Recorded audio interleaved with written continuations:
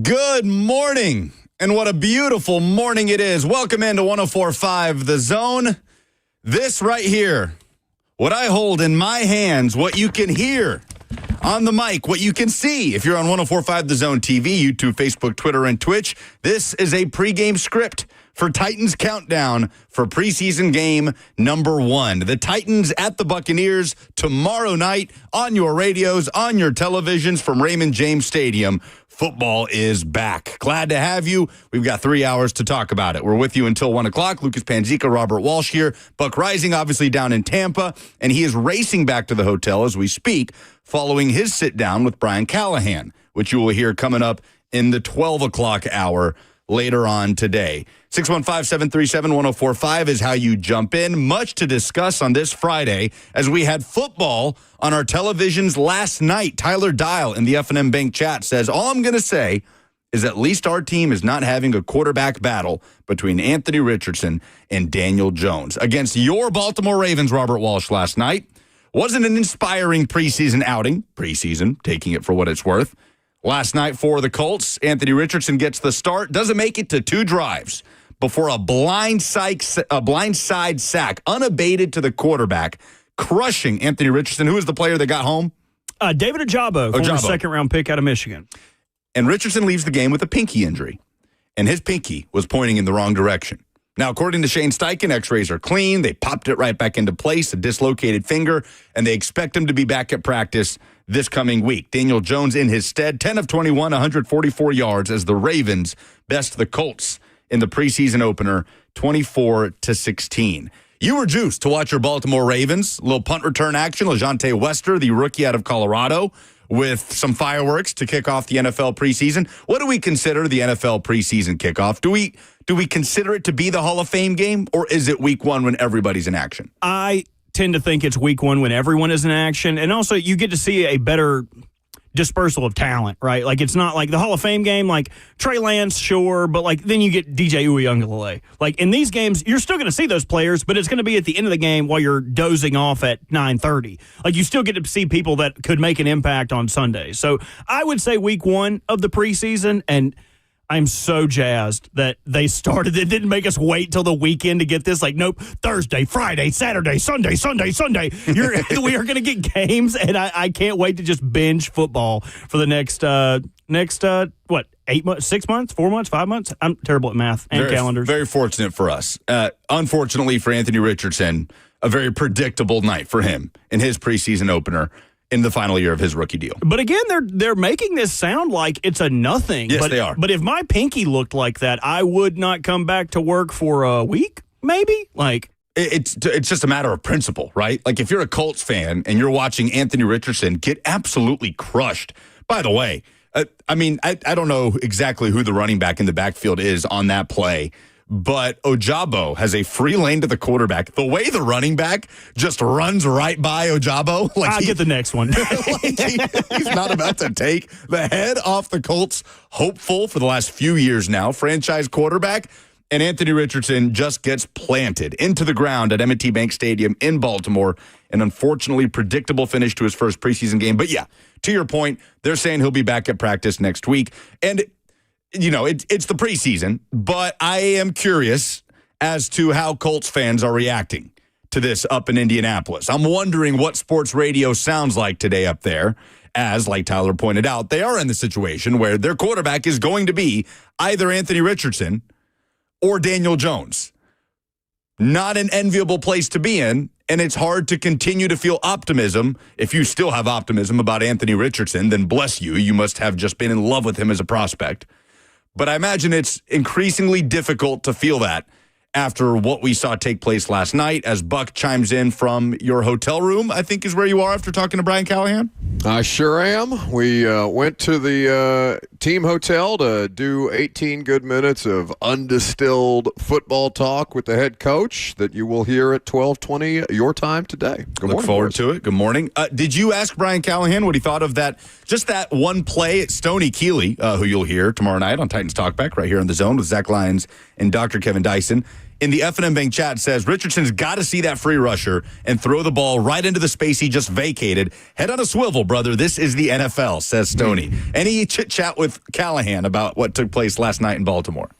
No, we spent more time talking about, because they, as a coaching staff, did not watch the preseason tape yet. I'm sure they will at some point as they go through the personnel things. In fact, I caught up with Brinker a little before we sat down with Callahan, so they were focused on the preseason game as opposed to the practice film. They obviously watched yesterday's practice film, but we spent far more time talking about things that the Titans did against the Bucs on the practice film than we did on Anthony Richardson. So, though I'm sure, Really? he's well, yeah. I mean, I guess it didn't occur to me, but by the time I got around to other things, it was 18 minutes and the head coach had to get to a quarterback meeting. So I was like, all right, you're off the hook today, bud. Fair enough. Anthony Richardson, we were just talking about it. Expected to be back at practice this coming week, but just an unfortunately predictable scenario playing out for him in preseason week 1. And Daniel Jones, Shane Steichen says he did some good things.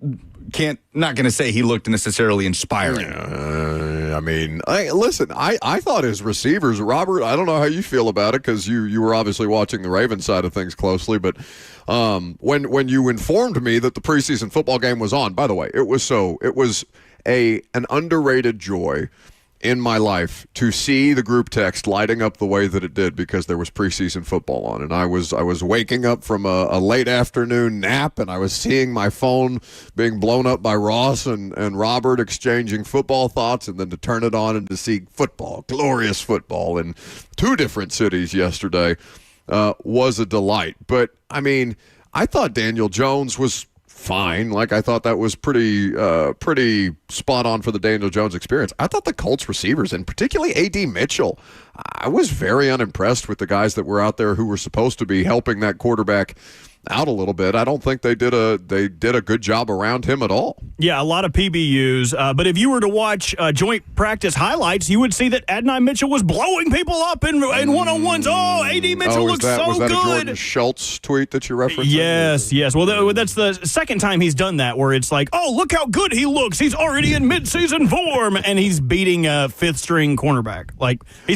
I would hope that he could do that. I would hope so. Tyler Warren. Well, I mean, it's, and I almost don't hold it against people because, like, what other reference do I have for what's going on in joint Ravens-Colts practice if I'm not there to actually see it myself, right? So while I don't love the should I call it excitement grifting or excitement trafficking that some national reporters do, I understand that's what it is.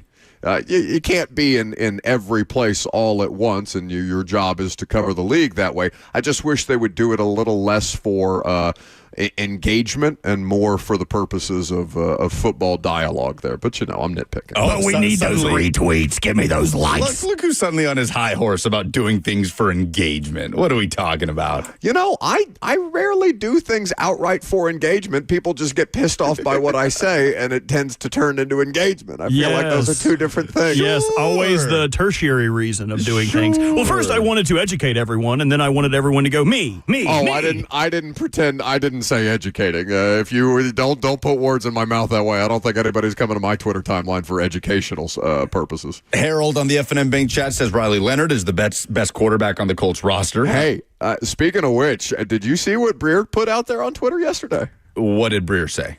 Specifically about nobody's talking about Riley Leonard's opportunity to win this Colts starting job. How down bad are they? Respectfully, and nothing against Riley Leonard. Like, he competed for a national championship.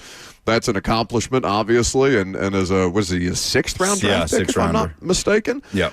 That's all well and good, but like, if you're down to Riley Leonard in the world of a quarterback competition, does that say good things about Daniel Jones or Anthony Richardson? I would assume not.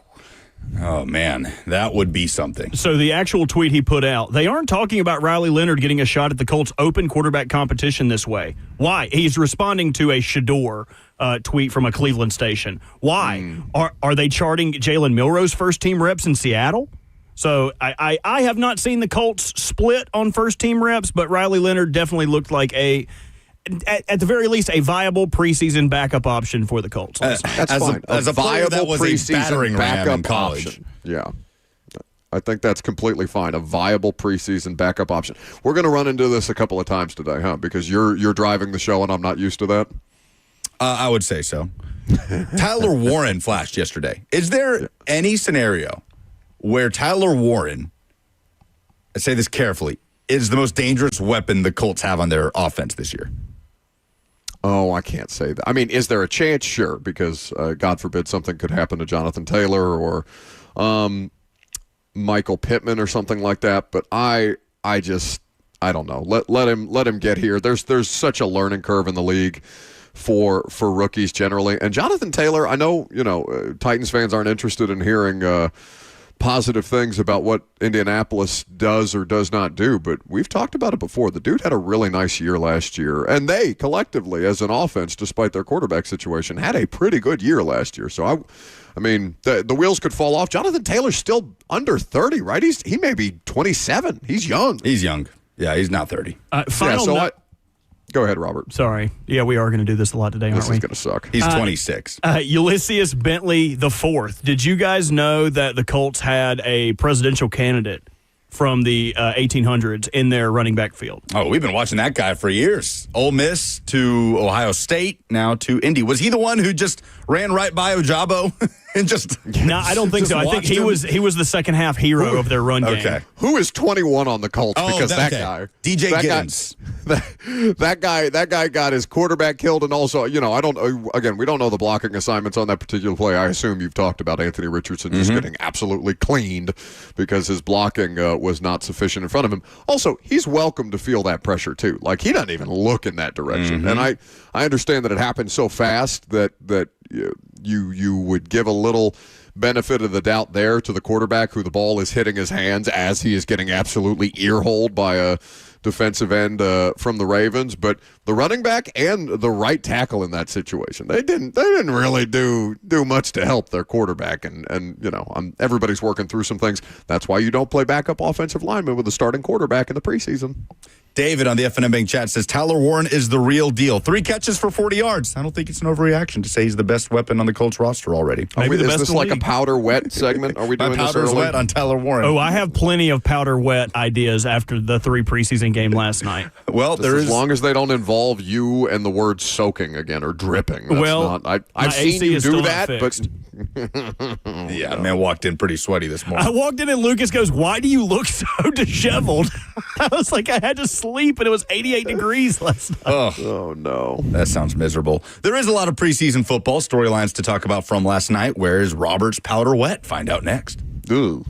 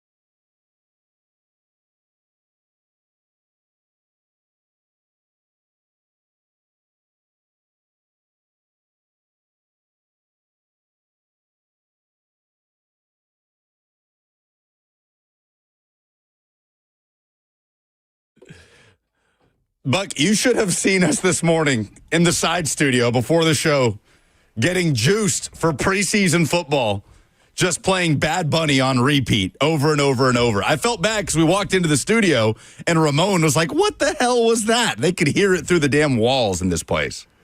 Well, God forbid we have some fun. Rarely am I the one to encourage frivolity in these situations, but if you can't get on board with crappy preseason football and Bad Bunny as the backdrop, then we can't help you. There's nothing I can do for you, son. So we've talked at great length about Anthony Richardson going down. How much is Anthony Richardson at fault for that play? Like, how much is the onus on him to recognize what's happening there, understanding that it was a blindside rusher unabated to the quarterback? Like, what can he do better in that situation?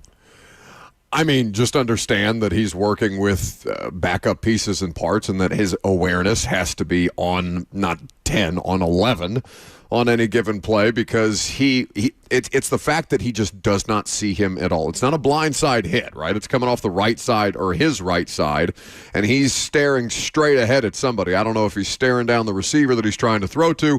I don't know if he's trying to look off a defender in that particular situation, because there wasn't enough time to let the play develop whatsoever. I would take the onus off of him more than I would the people responsible for protecting him in that specific moment, because pressure should not get to the quarterback that quickly.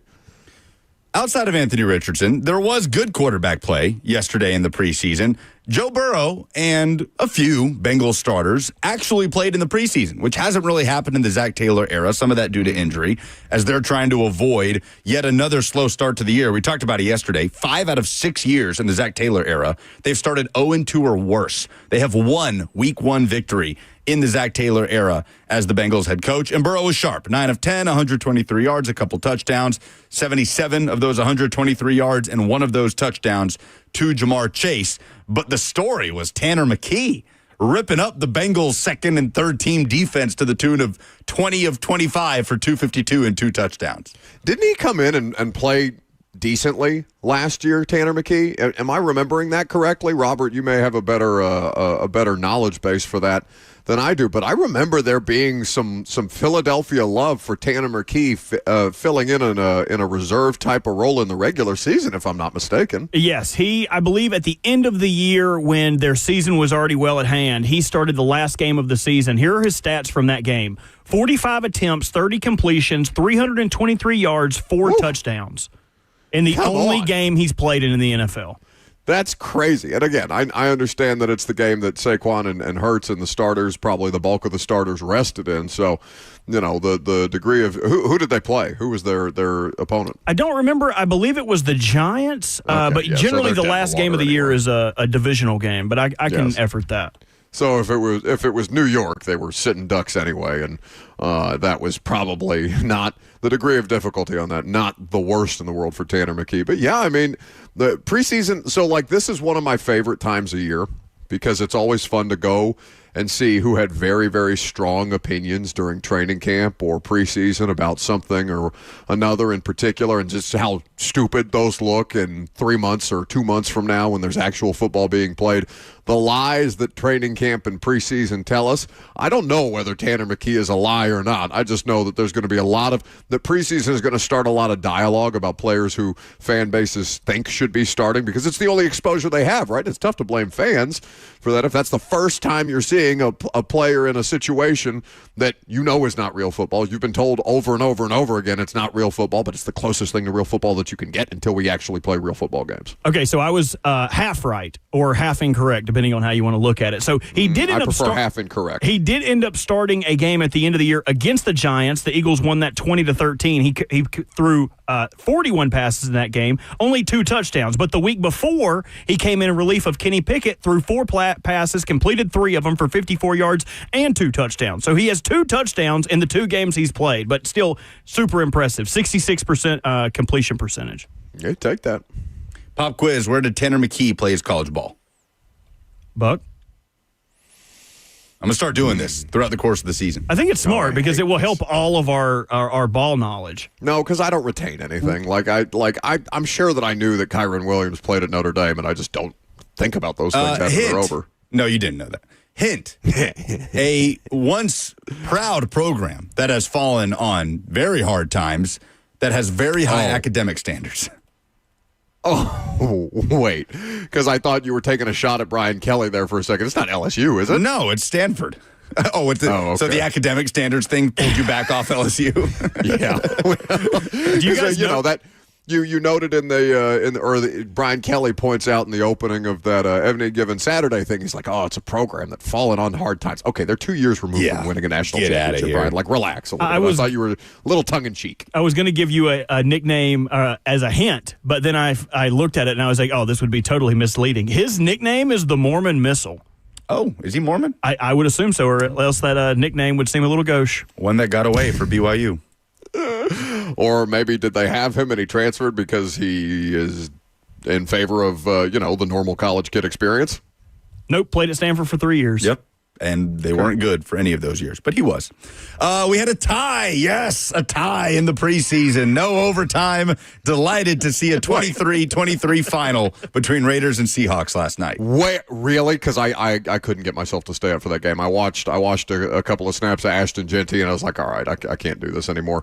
So there was a tie in the preseason. That's disgusting. Yeah, Aiden O'Connell versus Drew Lock. No starters in this one. I thought, Geno Smith did play. He attempted 3 passes. He completed one of them and then left the field. So one series, by the way, Brian Callahan has said 1 to 2 series for Cam Ward tonight. We'll see. I guess we'll hear more from Callahan later on from your conversation with him, Buck. Drew Lock got the start, but Jalen Milroe kind of stole the story for the Seahawks. He flashed. He was fun. I don't know if you caught any of Milroe running around. His numbers don't pop, but 6 of 10, 61 yards, and he only had 3 carries for 38 yards. But he definitely showed some of the athleticism and those tools that make him a very exciting prospect. It's an interesting question to me. Can he push Drew Lock in any way on that Seahawks roster to be the backup this year? Oh, I just don't think that's a question that we're equipped to answer, right? Because, if he's going to run around and make plays that look spectacular but aren't actually within structure, isn't preseason the time that he's going to do it? Yes. You know what I mean? There is so much more to the playing of the position, like any of the 3 of us know, but we spent enough time around professional athletes at this point in our lives and watching this stuff that there is such a different level of skill beyond what your talent will grant you or will allow you to get away with it, that when they're actually scheming for you or when they're actually putting in things that they know will stifle your natural abilities, then that's where you start to see those struggles come about and you say, oh, well, this player clearly isn't ready for the opportunity. Now, that's not to say that Drew Lock is such a highly skilled player that he can't be usurped, but Drew Lock has played a lot of football. He's seen a lot of different looks. He's seen defenses. He's game planned. He's done all of these things. So there's nothing to prevent the Seahawks from keeping all 3 of them because Jalen Milroe is obviously somebody who's more of a long play here, but they do need competent backup quarterback play in Seattle because they're going to be in the thick of it this year. And I know that most people are skeptical, right? I would think that skepticism of Sam Darnold outside of the confines of Kevin O'Connell's protection is going to be something that is heavily scrutinized and probably picked at, rightly or wrongly, given the success that Sam Darnold had last year. But that's not the best division in football anymore, but it's still as competitive or as compelling as any of the 8 divisions in pro football right now. More preseason football to come tonight. By the way, when preseason football is back, it means school is back. And many students in Middle and West Tennessee return to the classroom without the most essential school supply, and that is nutritious food. So we've teamed up with Second Harvest Food Bank of Middle Tennessee. We're calling it Panzika's Pantry to help stock food pantries across the community. Oh, we're calling it that, Just reading the copy, pal. Just reading the copy. Get your charity. You didn't say, I would like this thing to be named after me. Why don't we just help the kids here, huh? What you got against these kids? What's the problem? I have nothing against the kids. I have it against you trying to pass yourself off. You've only ever publicly said how much you hate kids and the less fortunate. So why don't you just step aside for a second and we can help some folks out. You can donate now, 1045thezone.com, to help provide nutritious food for local students facing hunger. Every $10 can help provide enough food for 40 meals. So go to 1045thezone.com. You put in here the most interesting preseason in years. That's what you wrote down in our grid, on our little Google Doc here. Why do you say that? Well, there is as much or as many compelling storylines to follow that may not necessarily be impactful in the regular season, but I think do have some level of intrigue around them in this year's preseason that I don't remember being as engaged with preseason football as I am this year. Now Shedeur Sanders, right? Shedeur Sanders is going to get the start tonight for the Cleveland Browns in their preseason game. Did you read any of the stuff from The Athletic about the way that Shedeur has been handling it? I don't know how closely you've been following along. No. With Cleveland this year, but from all accounts, he in practice does not give off this sense of entitlement that people like to saddle him with. He does not overshadow his teammates in a way that it would be easy for somebody with the profile of Shedeur Sanders to do. He's not letting Deion come visit him at Browns training camp practices because he doesn't want the entire experience to overshadow things. So he's trying to not do the thing that people are very quick to accuse him and his family of doing, which is that they're taking up all the oxygen. Now, the media is going to, and I include us in that because we're talking about it, the media is going to make a lot of things about Shedeur Sanders, whether Shedeur Sanders wants them to be or not. But I'm genuinely curious to see him play tonight. Like, I think that's fascinating. The fact that they have talked about Jimmy Haslam is this as much as Jimmy Haslam has talked in the preseason or off season as you can remember? Because and maybe he's just being asked more questions and they have a bunch of different problems to work through, but I don't remember ever seeing this much Jimmy Haslam in like his words on stuff as I do this year. He has said that they think their quarterback solution is 2 or 3 years away, which indicates to me that Dylan Gabriel, Shedeur Sanders, Kenny Pickett, or the rest of them, the 6 under contract, are not a long-term play here. So what can be done if you're one of these quarterbacks on the roster, hearing that from ownership, to prove otherwise? Dylan Gabriel, Shedeur Sanders, or otherwise. I'm fascinated to see what happens with the Browns.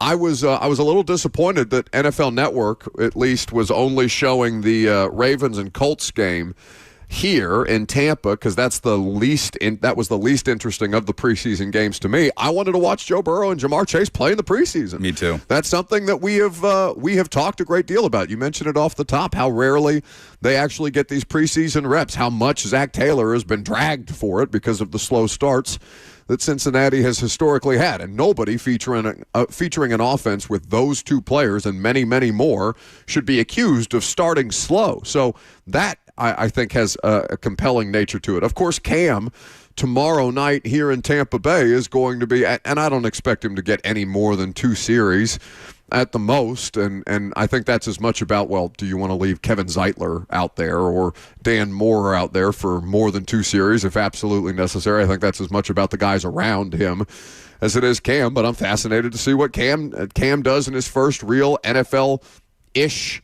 game environment. That's compelling to me. There's a lot of different rookies out there this year that I'm looking forward to seeing play, and that they may not have a huge impact depending on where they are or what's in front of them on a depth chart in the regular season.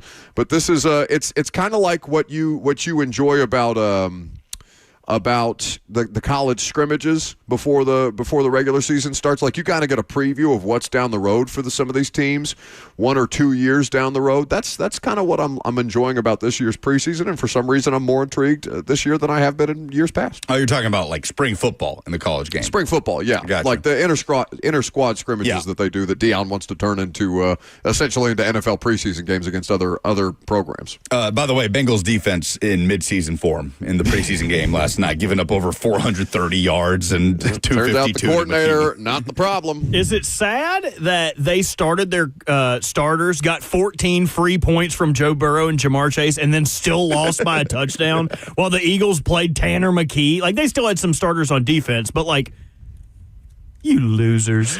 You bunch of losers. You can't even win a preseason game that you start your starters in. You're all-pro wide receiver.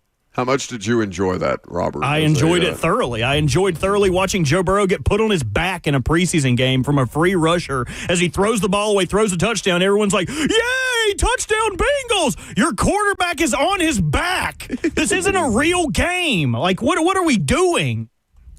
I loved it. I loved every second of it. He was good, though.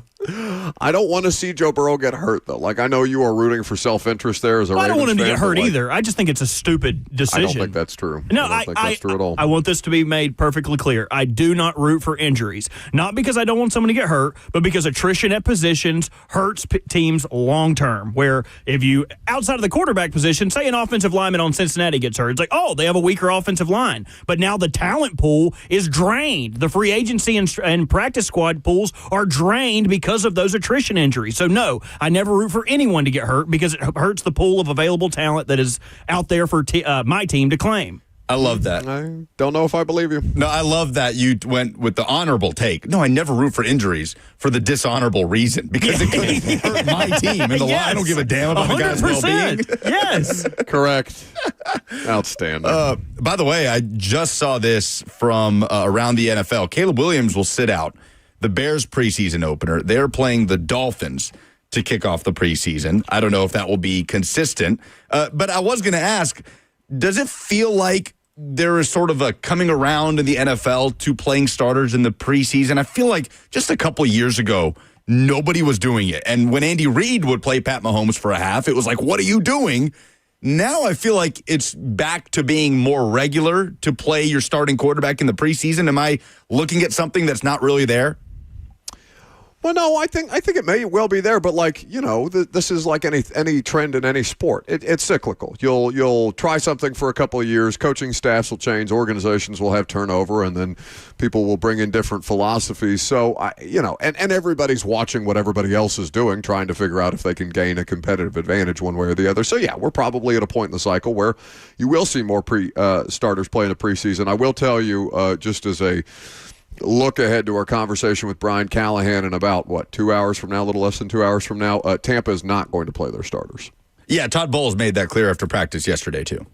I also think it's worth noting the change in preseason and how it could possibly have affected this, where in the old preseason format, when we had 4 games, the third preseason game was like the dress rehearsal. Fourth preseason game was a bunch of nobodies, people you've never heard of in your entire life. Now that is essentially flipped, where the first preseason game is the game you see most of the starters, and then now the third preseason game has taken the fourth preseason game to start. So I wonder if they're like, okay, we're going to play them in the first preseason game. If they get hurt, they have a month to get ready, or they have a month to heal before they have to play. So I would just wonder how the ideology around it has possibly changed. Good point. I'm not sure. Let's talk about some SEC fall camp, because there are some storylines, some nuggets, news from Tennessee fall camp, and Diego Pavia continues to say things on national TV that is garnering attention. We'll do that next.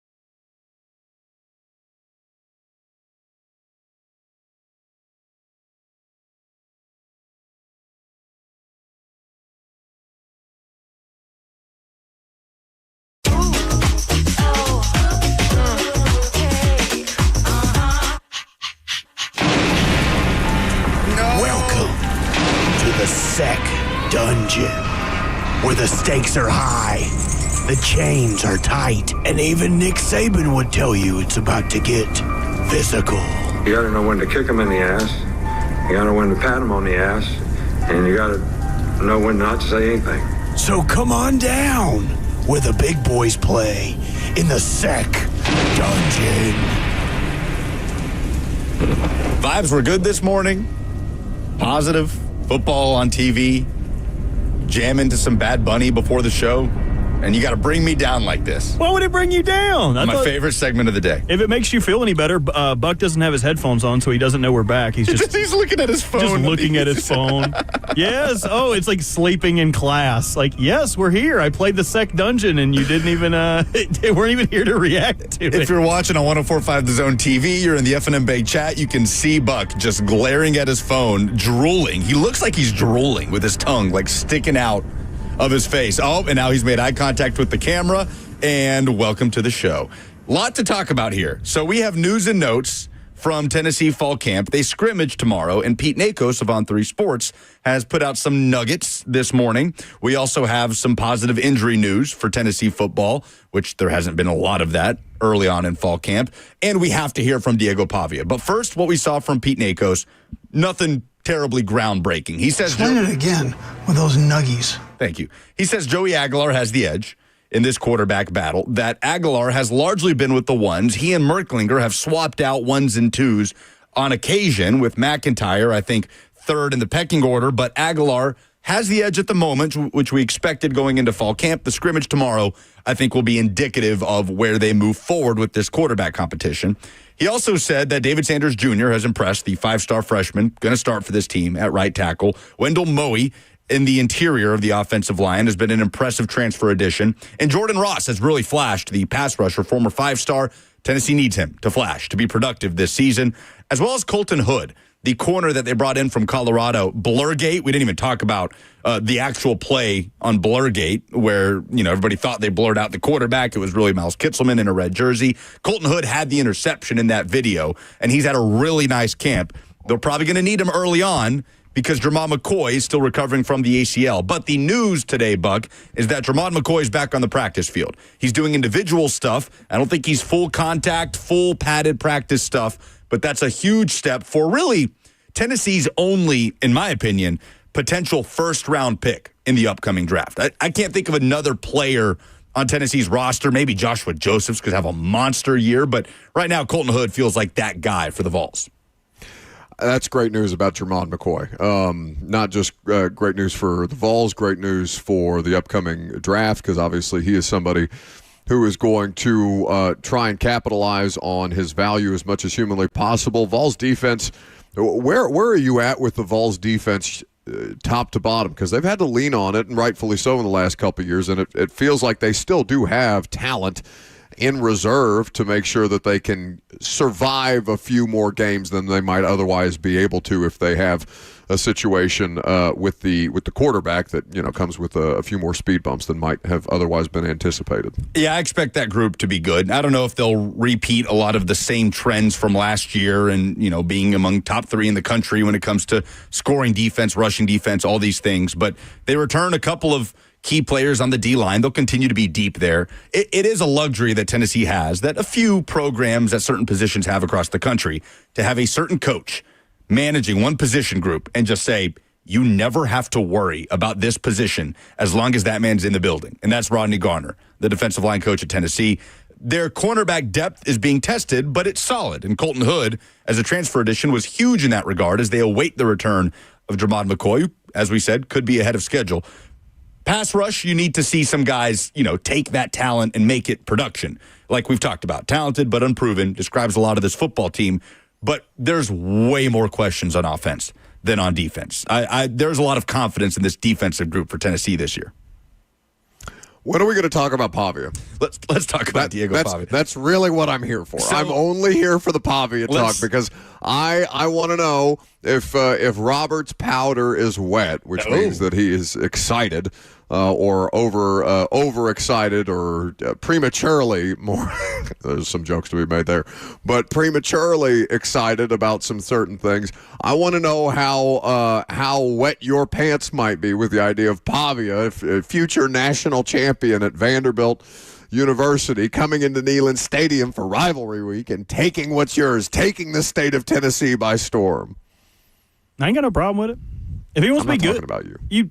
You said Robert. You did. You said you want to know if Robert's powder is wet. You specifically said Like, you why want the to hell? know how Robert feels No, about I it. said I want to know if your pants are wet. I'm talking to you. I don't think about Robert at all. He said my You name. specifically said Robert's I was literally name. over I here said doing if your Robert's work in the powder corner. is wet about certain things. I want to know how wet your pants are. I thought Okay. that was assumed. Very poor phrasing by you. If you do want Not my come thoughts across. on it, I Never think had that it. he will be the heir apparent to Trace McSorley, and he is destined to be a Ravens UDFA quarterback. Trace McSorley had a cup of coffee. He was around for a little bit. Yeah, he got to play in one Steelers game and got hurt in 4 snaps. So let's hear from Diego Pavia. So we're going to hear from him on Feinbaum the other day. But first, let's hear from him on the Netflix documentary, the series, Any Given Saturday, talking about the Tennessee game. I want to beat Tennessee, and I need everyone to be on the same page. We can beat Tennessee literally any given Saturday. We're not leaving that stadium on Saturday without a win. They think they're going to destroy us. Every single one of them dudes, we're going to win this game at all costs. Bleep every single one of them dudes. That is Diego Pavia. You heard Clark Lee intermittently there. He's the one that said we're not leaving that stadium without a win. Now here's Diego Pavia on the Paul Feinbaum show. I believe this was just yesterday. Offense and defensively to go really put our foot forward and go win the national championship. I'm not trying to act like I didn't hear what you said. I did, but you're deadly serious, right? Yeah, I wasn't cracking a joke. That's the standard. Okay, I just wanted to make sure you national championship. That takes a great deal. I feel like I'm just having a little fun with you here, but that's quite a statement. And by the way, I've heard your coach say the same thing. Yeah, I mean, NIL even the playing field. You know what I mean, for a lot of teams, and we feel like we got offensively and defensively our A game versus anyone's. Like, I like my team. You ask me who the best wide receiver in the country is, I'm gonna tell you someone on my team. You ask me who the best O lineman is, I'm gonna tell you someone on my team. Same thing with safeties, DBs, everything. And best quarterback, would that be you? You're looking at him. Paul not being able to handle that interview seriously at all, notably as a Tennessee alum, is one of the funniest things. I hope he makes Paul Feinbaum and the rest of the Vols fan base that are having that same reaction, because that's your reaction too, right? You're Lucas. You're like, oh, it's so cute. It's I so love cute it. that he thinks that way. I love it. No. But you love it because you're dismissive of it. You love it because you don't believe him. You love it because you don't take him seriously. You love it because you are looking from on down high on Rocky Top, baby, saying, no, that's so cute. You want to pinch him on his little cheeks and say, oh, buddy, you think you're coming into Neyland Stadium this year and winning a football game? I just love it. I love it so much. I hope he makes you eat it. Well, first of all, you'd be a fool to associate Paul Feinbaum with the Tennessee fan base. He is a Tennessee alum, but I don't think at any point has he displayed the behavior of a Tennessee fan. But I think Feinbaum had a natural reaction there, hearing the Vanderbilt quarterback talk about winning a championship, and I loved Feinbaum. Sure, because nobody ever has heard a Vanderbilt quarterback say something like that into a microphone and mean it. I loved the response, and the best quarterback, that would that be you? That's so good from Feinbaum. It kind of reminded me of me in college. It's 1:58. They're ringing the bell, like service is over. Everybody, you don't have to go home, but you can't stay here. And you look at that girl down at the end of the bar. She's kind of sad, putting a tear in her beer, and you look at her and say, I need somebody to go home with tonight. Would that be you? Me on tax-free weekend looking at all these single moms buying notebooks for their children, shoes and whatnot to go back to school for. I'm looking for a lady to sponsor. Would that be you? That's me. That's me. Seeing all these single moms out here getting ready to take their kids back. If you need a daddy, I need a mama. Would that be you? That would be you. You sponsoring anybody is hilarious. You who have publicly... I think he meant be sponsored by. Yeah, I could be sponsored by. Yeah. I would be sponsored by her. I would love Yes. to have a single mom let me come over and eat all their Welch's fruit snacks. If anybody out there is available. I could go for Welch's right now. It's like those things you see on TikTok about just cracked a mom and ate all her kids' fruit snacks afterwards. Jesus Christ. Would that be you? Would that be you? Yeah, that might be. Number one, the more I watch this SEC documentary, the more I'm realizing it's just Netflix and everybody they interview explaining the SEC to people like they're 5 and they don't know anything about it. That part of it has been kind of entertaining to watch, which, I get. It's what F1 did with Drive to Survive, just explaining Formula One. They're doing that just with SEC football. And no, but Lucas, the rest of the country does not. Like, truly, they do not. Oh, sure. And I speak from experience. Like, you have no grasp of how much more important that is to this. I'm in Tampa, so I guess it's still technically the Southeast. How much more important it is to this part of the country than it is anywhere else in the world, where you don't really. College football has never really factored in to my life as somebody who's in the Midwest, and that's the second best college football conference that there is in the Big Ten. The East Coast does not think about football at all because what are they going to watch Rutgers on Saturday? No, I get it. It's just been entertaining to watch. Quickly with Pavia. The problem for Pavia and Vanderbilt is playing Tennessee at the end of the season. That was the issue for them last year. They were worn down depth-wise. And remember, they got off to that hot start. Like, that was not a fun game from a Tennessee perspective. They had their kick return for a touchdown. It's 14-0, and you're just thinking, oh, my God, this is happening. And then Tennessee righted the ship and just kind of grinded their way and separated. But I love it. Yeah, it's easy for me to say that because Tennessee beat them last year, and I think I would feel differently about them if Vanderbilt were to beat Tennessee, but absolutely would still have that respect. Give me more quarterbacks of programs that are well out of reach of any championships, much less a national championships, saying we're going to win the national championship. I am all about it. It's fantastic. Vanderbilt has never had a player, much less a quarterback, with that kind of public edge, and we're talking about him.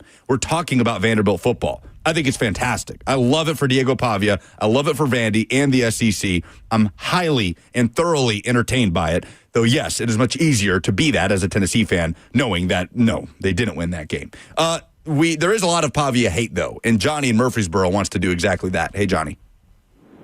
Hey, how are you? Listen, I don't hate Vanderbilt, and I know it's a learned institution, but let's get down to it. There's a fine line between confidence and stupidity, and he has crossed it. They are not going to win the national title.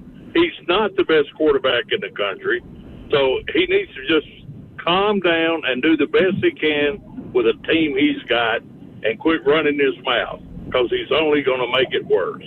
That's all I got. There's probably, appreciate the call, there's probably plenty of people who feel exactly the way that you do. But to me, it is a different thing because of what Lucas just mentioned about there is no dialogue around Vanderbilt football without Diego Pavia.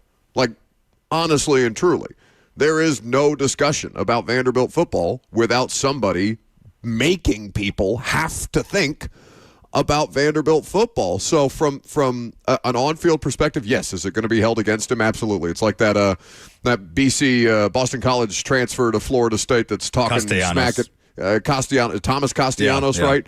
Who's now transferring to Florida State, who takes on Alabama week 1 and is talking about all the different things that they're going to do to Alabama because Alabama can't stop him. Nick Saban's not there to save you, right? That there is dialogue in that, and it does come with some risk more than it does reward. But for Vandy, the reward is interest. I am interested in Vanderbilt football. I have been in Nashville, Tennessee for 10 years and have not ever had a reason, including taking a paycheck from them for a period of time in my life, to be interested in Vanderbilt football. Thank God for Diego Pavia that way. He has given a lot of people plenty of bulletin board material on Vanderbilt football for this year. It's going to be fun. There's a statue going up in Foxborough of one figure that helped the Patriots on their way to their dynasty, but not of another. So we'll talk about that with Hour 2 coming up next.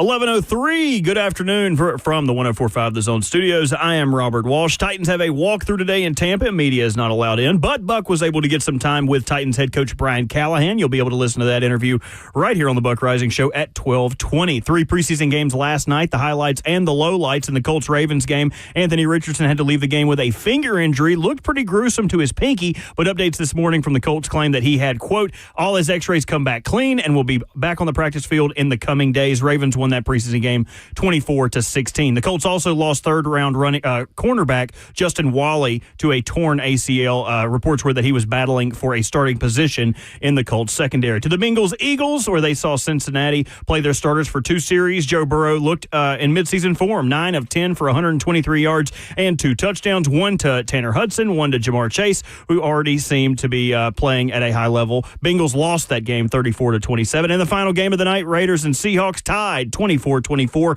Ashton Genty finished with 3 carries for -1 yards for our wet powder moment of the game. Jalen Milroe with a solid first outing, finishing 6 of 10 for 61 yards and 38 yards on the ground. 3 more games tonight, Lions, Falcons, and Browns, Panthers. At 6, Patriots and Commanders get started at 6:30. For all your foundation repair and your waterproofing needs, you got to go to USSTN.com. Breaking news at once on your home for the Titans and the Vols. This is 104.5 The Zone.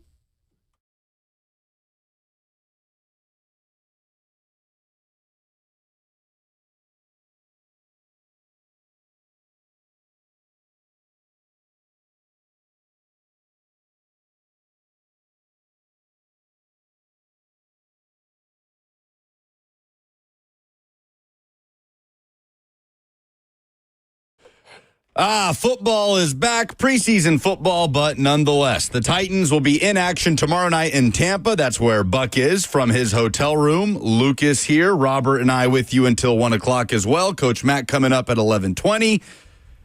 And there is football tonight.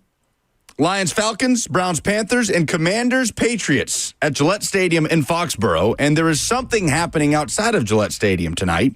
A statue, a 12-foot statue being unveiled honoring number 12, Tom Brady, tonight ahead of the preseason game against the Commanders. But, Buck, it is only one part of the duo that has brought New England so many championships, so many wins, so many years of nothing but dominance and good times up there. How shocking is it that the Patriots are unveiling a statue of Tom Brady and not one of Bill Belichick, and there doesn't seem to be a plan to have one of Bill Belichick? It's embarrassing. It's petty.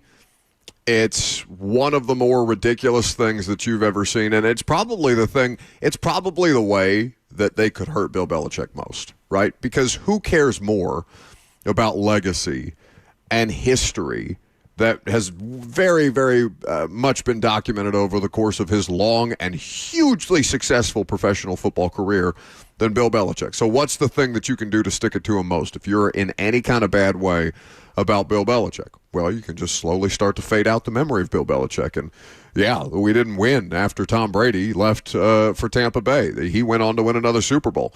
We made the playoffs, if you're the Patriots, once after that, and that was the odd Mac Jones year and everything else after that. Again, Belichick did not cover himself in glory without Brady.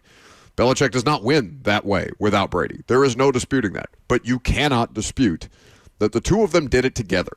And even if you want to play the legacy game after the fact and say, well, who's more responsible? I don't care. They both were there. They both did it. They both are regarded as the best to ever do it at their respective spots. You cannot write the story of 20 years of Patriots dominance and just make it about Tom Brady. To do so is the kind of thing that makes me the most insane, which is conveniently picking the parts of history that you want to remember. And if you're Bob Kraft, you ought to be ashamed of yourself. There's no word on whether or not Belichick will be in attendance tonight, right? Is Brady? Surely Brady will be there.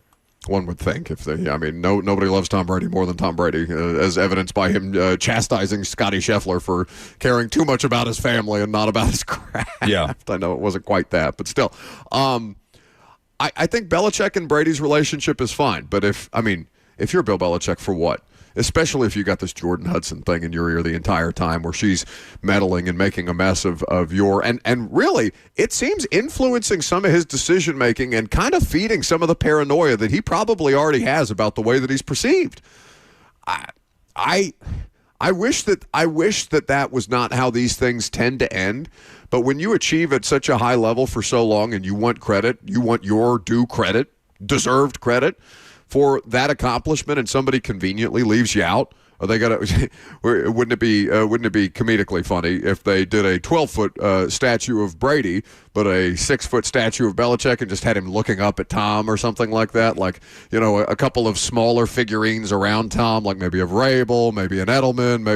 Did Edelman won one, right? It was Wes Welker that didn't win a Super Bowl. Randy Moss didn't either, but he was there for less time.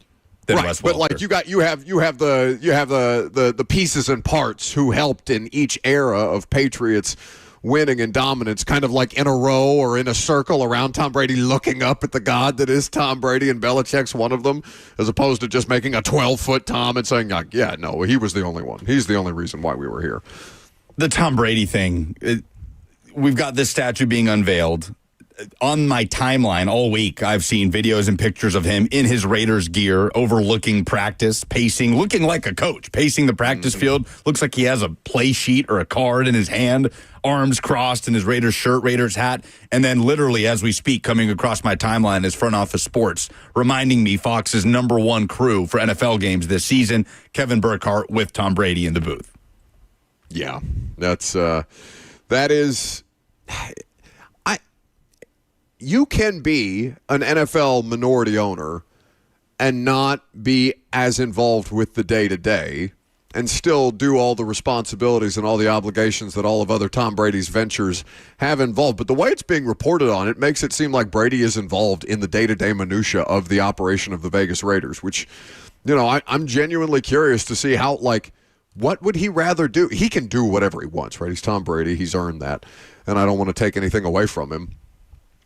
But can you operate the way that Brady wants to operate and all the things that he does if you're spread that thin across the board? I don't know the answer to that question. I assume he's a high enough functioning individual that he can manage the situation. It's got to be less intense than what he was previously doing for a living. But his attention and how much it's divided up across these things, I wonder what he wants to do most. What does he care about most? Or is the TV thing just something to do to keep him in the public consciousness? To make $37.5 million a year is not a bad gig either, beyond the endorsement money that he's currently making. Or is it just something to kind of pass the time? If Philadelphia can put up a statue of Doug Peterson and Nick Foles, ironically, calling a play to beat the Patriots in the Super Bowl with the Philly special. But both coach and player, there are instances of that. I can't think of a better suited situation for a coach/player duo statue than Bill Belichick and Tom Brady. It's insane to not include Bill Belichick in that. And maybe they will at some point in time, like Brady's on one side of the stadium, Belichick's on the other. But if you were to do that, why wouldn't you just honor them together? Wouldn't it just make so much sense to unveil something honoring the duo that brought you the greatest dynasty the league's ever seen? It's baffling. I'm a little disappointed in Tom Brady not putting his foot down on that, to be honest with you. Like, Brady has say in how all of that plays out, right? He could say, well, yeah, I'd like to go in with coach or something like that. I'd like to be honored with coach and with my teammates and those kind of things. And I'm sure it will be a celebration of those teams, and Tom Brady is the face of those teams. But Belichick was arguably more of the face of those teams for longer than Tom Brady was. Those early teams, yeah. Those early teams, for sure. The defense defined them. Defense kept them in it. Brady was like Russell Wilson on his Super Bowl win, right? More passenger princess than he was facilitator. And I don't mean that as a shot. I mean that a necessity. Like, that's what it took. You know what, Bill, I'll make you a deal, okay? Bill Belichick, because I know you're definitely listening to the local Nashville sports radio show. He was born in Nashville, right? That's his connection.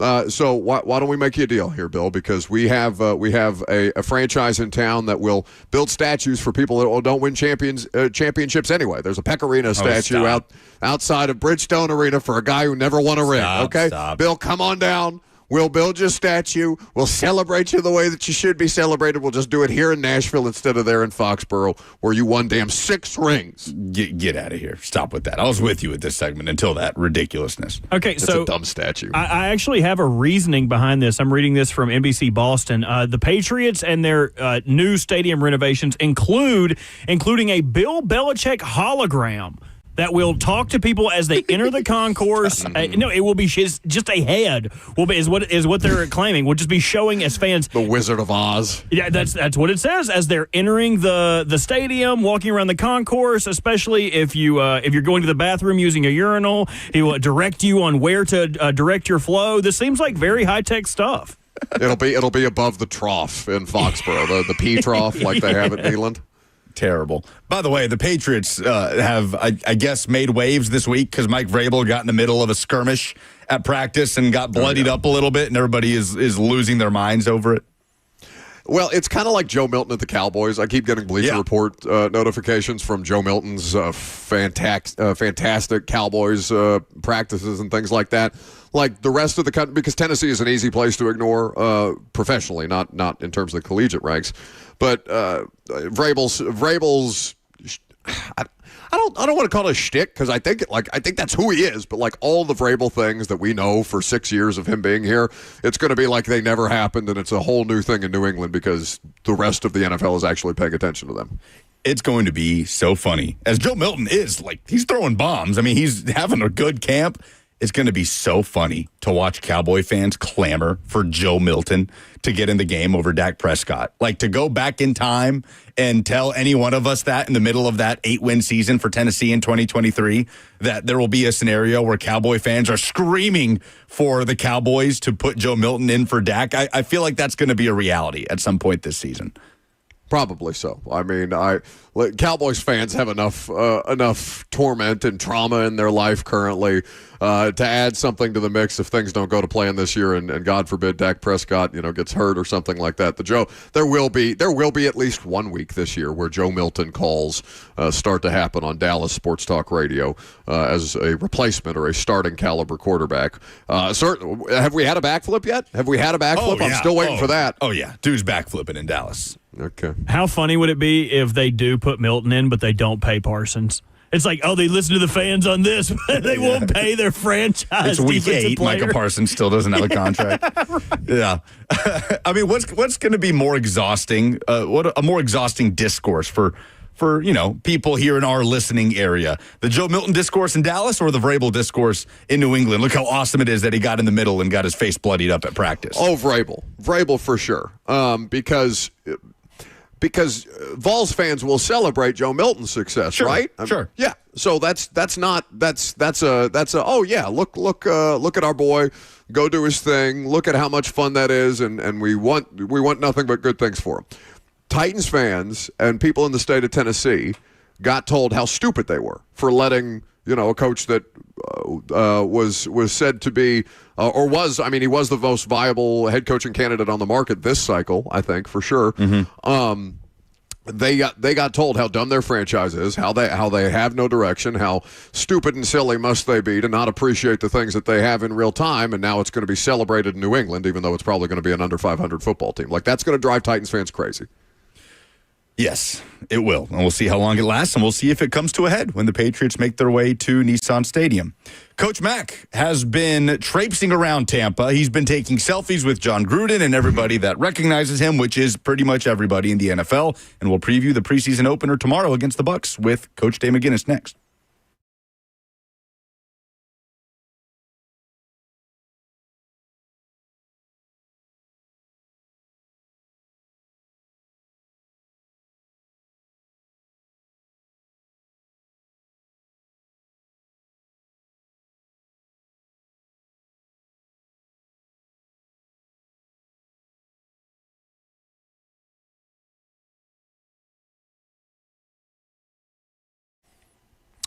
If you haven't thought about installing a home generator in your home, you should absolutely think about it. It's better to be proactive than reactive in these particular situations, and it's actually a lot easier than you might think. That's where Premier Generators comes in to answer all of your questions. It's more straightforward than you might imagine. Premier Generators takes care of everything from design to permitting to installation, so you don't have to stress about the details. There's no guesswork. And with a free 10-year warranty, Premier Generators is there for you. So call them today for an appointment so you can be power outage ready. The time to call Premier Generators is right now. 855-POWER is on. That's 855-PWR is on. 855-POWER is on. Or go to their website at premiergenerators.com for more information.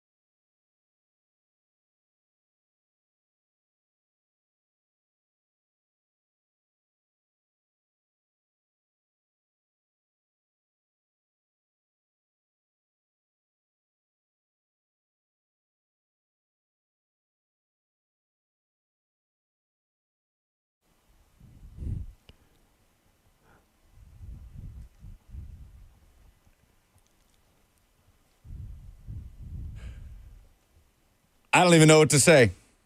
I'm speechless. I'm blindsided in the most beautiful way possible. Coach Dave McGinness, every Friday, presented by Two Rivers Ford, joins us now from Tampa, ahead of the Titans preseason opener. Happy birthday, Coach Mac. Yeah, thanks. I'm on the bus getting ready to go over here for this walkthrough. I've had a lot of birthday wishes when I was down here. Didn't realize I knew so many people in Tampa, but that song right there tops them all.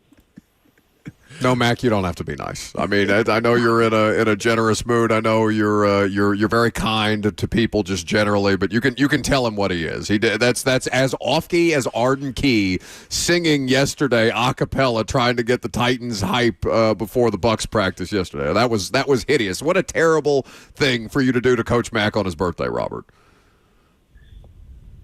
Just doing my best, trying to help the coach out. Bert, I appreciate it. I appreciate it, and Buck appreciates it too. There are many things that I appreciate about Coach Mac. Robert's singing of happy birthday to him is not one of them. He's presented by the South's most trusted Ford dealer, Two Rivers Ford. No matter where Mac is, Two Rivers Ford makes all the great Titans radio coverage with Coach Dave McGinness possible, the South's most trusted Ford dealer. Mac, just from your perspective, by the way, do you watch practice film that way, the way that the coaches do after the fact? What's the process for you look like? Yeah, Coach Mac gets a lot of things that I'm able to do. I tell you one thing, Buck, and where are you set up down here? I'm camped out in the Courtyard Marriott in downtown Tampa. I was actually at the team hotel talking to Callahan today for an interview we're going to run later, but I'm just down the road. Okay, all right. Anyway, I thought, and I visited. Of course, there was a lot of people there. That was a pretty. I mean, you were there. I'm sure you've reported on it. I know you have. That was a pretty live venue there yesterday. Yeah. And at this point in time, just I spent all practice with John Gruden and with Rondé Barber and with Taylor Zarzour, just watching. But from a coach's viewpoint, to me, this came at a perfect time during training camp. And with only 3 preseason games and the way that the league is now with the CBAs, this came at a really good time. And I think both teams. I talked with Coach Bowles before practice, and with Coach Callahan. I think they were both looking forward to this, and I think they really both felt like they got something out of it. So, yeah, I mean, I enjoyed it, and I thought it was really good for this young team, especially. You know this, Buck. You sat there and watched it. Todd Bowles has got a really good football team down here. I mean, they're well into. What they want to do here. I mean, they're ahead. They're ahead of where the Titans are right now in the rebuild of a franchise. But I thought it was excellent work for this young Titans team. It was really good, and it was good because it was hard, and that's what they needed. Coach Dave McGinness of Titans Radio here with us on 104.5 The Zone. He's on the way to the Bucs facility for the Titans walkthrough at the indoor facility before the preseason game tomorrow. Titans Radio on the air. We're fired up about it. Yeah, Titans countdown, 5:30 for a 6:30 Central kickoff. Coach Todd Bowles said after practice yesterday that he will not play starters for the most part tomorrow night. We know that the Titans will. Brian Callahan has said as much. What's the difference in what the Titans got done against a lot of Bucs starters in joint practice yesterday versus what they can get accomplished on Saturday? Yeah, that's why these joint practices are so critical, especially now, and especially when you're a football team in the rebuild like the Titans are. Because, look, you got 91 players. You go to a ball game, you have no control once you get into these preseason games as to how the other team is going to deploy their people. When you have a joint practice, the coaches control it. So you're going to get 1 versus 1, and you're going to get, and you know this. They split the teams up. They're on separate fields, so you're getting twice the reps. It's just as far as just technical work and evaluation for coaches and also for players, also to test themselves. There's nothing like practicing against another team because then everything is under your control. You can get the matchups you want. You can go as long as you want. I mean, there's no time clock on it. I mean, there's a world of difference in it.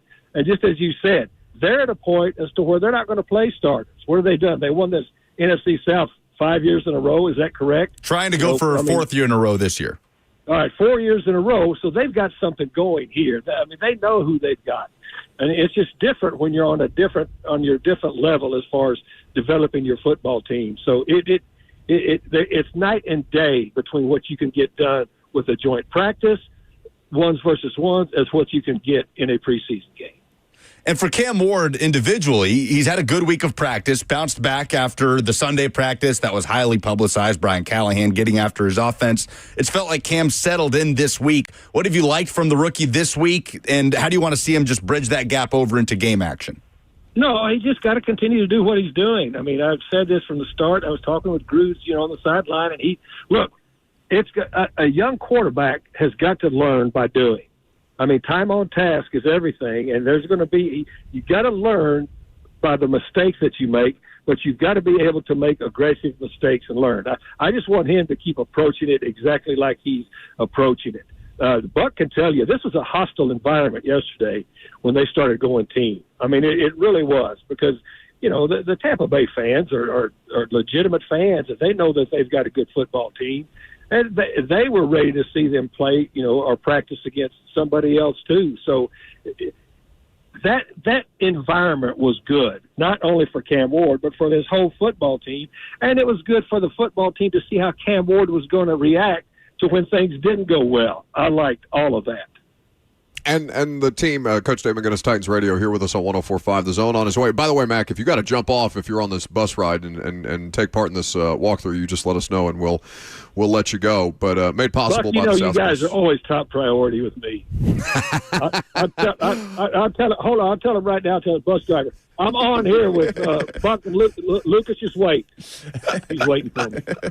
I bet you say that to all the girls. Coach Dave McGinness of Titans Radio with us on 104.5 The Zone, made possible by Two Rivers Ford. And Mac, I know the team and the coaching staff specifically and the people that drafted Cam Ward were pleased with the way that he, the demeanor does not change, right? That's exactly the kind of situation that you want to put your young quarterback in to test him, to see how he handles it. And I think that they're almost like if there was any criticism to be presentative of the way that Cam Ward handles all of these situations, it's that he's almost a bit dismissive of the impact that it can have in these things, and they mean that tongue in cheek. But to see the energy that both the Bucks fans and that Bucks defense he was working against yesterday presented him with after making a good play by Hassan Reddick, specifically that interception, and to see them come back, go down the field, put themselves in a situation where they would have been able to at least come away with points had they been repping out field goal in that end of half situation.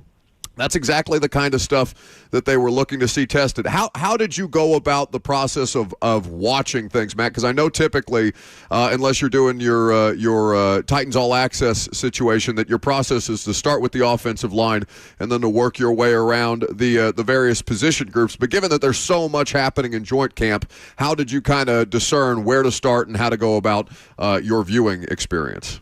Well, I started out because I knew Gruden was going to be here, so I knew he wanted to watch quarterback. So that's what we were watching, as I said, with Rondé Barber. So we started out early watching the quarterback, and then the defensive field, I slid over there to the middle of it during the one-on-ones, because one-on-ones to me they're a zero-sum drill. I mean, it's technique, but so I slid over there to the defense. But then, you were there, Buck. What they did do, and I like the way that both these head coaches orchestrated this, is that at the end, they brought everybody together on one field, ones versus ones in some situational play so that you could see everybody. But I started out, because I was with Gruden, I was with Rondé Barber, and I was with Taylor Zarzour, we wanted to watch the quarterback also. So as you worked your way around that situation, Mac, I love the offensive line, defensive line one-on-one, because that I think is the epitome of the kind of electricity and competition that you want to see from these joint training camp practices, even though the teamwork is as valuable as anything on the field in those particular days. What can you tell the audience who did not get the opportunity to see that from both an offensive line and defensive line perspective for the Titans in those one-on-ones? No, and to me, again, as I say, and let's be honest. I've watched practice with you before, and I'm just telling you, anytime you've got one-on-ones, let's go one-on-ones first of all, and I'll answer your question. But DBs and wide receivers, that's an offensive drill. I mean, that's an offensive drill because you've got 53 and a third yards, you got 100 yards, you got nobody else in there, you got no rush. I mean, so that's hard. The one-on-ones with the offensive lineman and the defensive lineman, that's a defensive drill because they've got, unless you're doing a half line type of a situation, it's hard. It's hard on the offensive lineman because now a guy can do anything he wants to do. There's no fear of running the football, which gap control makes a big difference on the way that you take off as a defensive lineman. And with that, you can go inside, outside, you can bull rush him. But it's a good place to watch technique. But the biggest thing is a good thing to watch is how competitive it is. And I think that's what people really like that don't really get into the weeds of watching individual drills. But they like watching big men go against big men. And to me, it's a very, very competitive drill. And it gets your competitive juices going on both sides pretty hard. But again, I take it as a zero-sum thing because I don't look at it as an end-all to be-all as to how really, really effective an offensive line is going to be as a whole. Sure. I appreciate the perspective of that for the audience, Mac, because they will try to assign, and it's okay. Fans consume how they want to consume, okay. But just to give them proper context, Yeah, no, it's okay. I mean, it's fine. It's fine. It's good competition, and then I mean, I guess it makes good copy. I just know as a lifelong coach what you look for when you're watching these things. And it's it's important, but the competitive part of it, and to seeing how you're going to be able to use the details of your technique in the hardest situation possible is what you look at on both sides of the ball. That's why we love Coach Dave McGinness, made possible by Two Rivers Ford, there to keep your powder dry. Here with us on 104.5 The Zone. And as a longtime linebacker coach, I'm curious, what have you seen from James Williams so far in camp that has him continuously running with the ones next to Cody Barton? And how intrigued would you be, Coach, to watch James Williams without Cody Barton next to him in a preseason game? Yeah, and that's a real point. Cody Barton helps him a lot. I mean, of course, all the years I coached backers, I always wanted that middle linebacker to be a stabilizing force. Whether we were running a 4-3 or whether we were running a 5-2, whoever was standing next to that middle linebacker, I wanted them to be a calming factor on the guy that's standing next to him because that guy has got to tie in the front to the back. And the way that you do that is you are able to calm everything down, pre-snap, and it helps him. It helps him a lot. He'll be fine. He'll be fine, when Cody's not in there because look, this guy has made pretty good progress. I think Frank Bush has done a really good job with he and Cedric Gray both. They've made progress, but your point as far as to helpful having a veteran on the inside of you, it's everything. I used to fight to get that when I was a linebacker coach. I wanted that middle linebacker to be able to run the show, and that way I could take some athletic dudes, when you're running a 4-3 at the Sam and the Will linebacker, and then just let them play athletically and let that dude direct them in the middle until they got their sea legs under them. And that's what's happening right now. Mac, we are so excited to have Titans Radio back up and running in earnest on Saturday night here in Tampa. I can't. It's always one of my favorite parts of football season to end these segments by saying, "I'll see you in the booth," because it means that we're back to doing football. But I gotta get your feedback on something before I let you go. Robert has decided to take the opposite approach from you. He wants to do a segment where he talks about the things that get his powder wet as opposed to keeping his powder dry, that he can get excited about unnecessarily. And I want you to set him straight here, okay? Okay, Bert, I like the fact that you're piggybacking off of what Coach Mack is giving people really good advice with. I would caution you just to be sure that you've got all your ducks in a row when you start getting your powder wet, because that's a dangerous, dangerous place to go. Dangerous game. I'll make sure my powder is in order and properly doused. Well, can you share with Coach Mack what your powder is currently the wettest about at the moment? So my powder is sopping because of Gunnar Helm. Whether it's the highlights, whether it's the practice, watching him block, watching him catch, my powder is wet. My powder is a paste because of Gunnar Helm. I liked it best when you said your powder was soft. I like that. Wait, it sounded like a Rhett Bryan line, huh? You're used to that. That is radio gold right there. Love you, Mac. Hey, Happy birthday. I know the station's up for a Marconi. Maybe that'll push them over the top right there. That's it. The fact that we are associated with the radio version of the Oscars or the Grammys, Mac, is it speaks to the way that this medium has dropped off significantly. But we do appreciate you, guys. Appreciate you, Buck. I'll see you.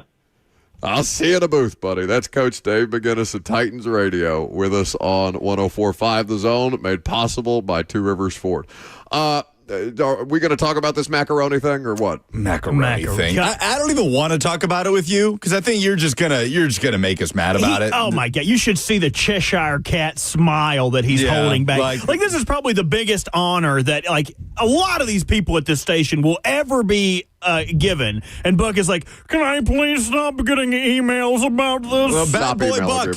This is we should do a segment called Bad Boy Buck. Bad Boy Buck is too cool for any sort of awards, anything to share with his colleagues at the station. Bad Boy Buck doesn't want to go to remotes to meet people, the great listeners of this show that make this show possible and successful. It's true, and there are many of you, and we love you all, but I don't want to go. So no, I have no interest in entertaining Bad Boy Buck's dismissive nature towards a great honor in sports radio. Robert, what do we have to give away for Friday Fire? Let's bring some positivity into this. We have 2 tickets to take your friend, family, wife, significant other, the person that you're having an affair with, to Judas Priest and Alice Cooper, September 21st at I'm incorrect, First Bank Amphitheater, September 21st. I don't think they have a Coldplay Kiss Cam situation. So I don't know. I think you'll be safe. Alice Cooper Kiss Cam? That doesn't roll off the tongue for you? It does a little bit. 615-737-1045. Judas Priest and Alice Cooper tickets on the line if you could tell us the most positive story in sports this week. Next.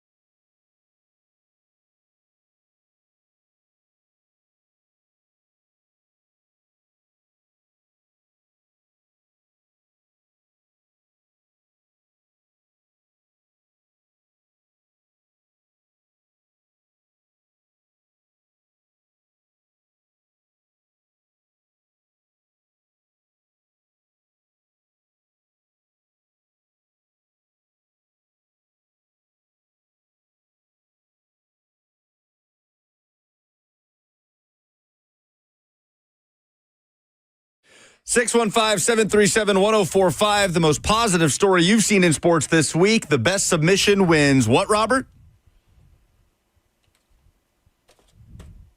Sorry, I was talking with Zach Lyons about the weekend stuff. What were you saying? Well, what they have the chance to win is 2 tickets to Alice Cooper and Judas Priest September 21st at the First Bank Amphitheater. All you got to do is tell us what the most positive thing. Doesn't even have to be sports. I don't care. Maybe they do, but I don't care. And you just tell us what the best thing going on in your life is. I was going to wait you out, too. I was going to see how long. Just see how long you could listen to this incredible instrumental. 615-737-1045 is how you can jump in to win.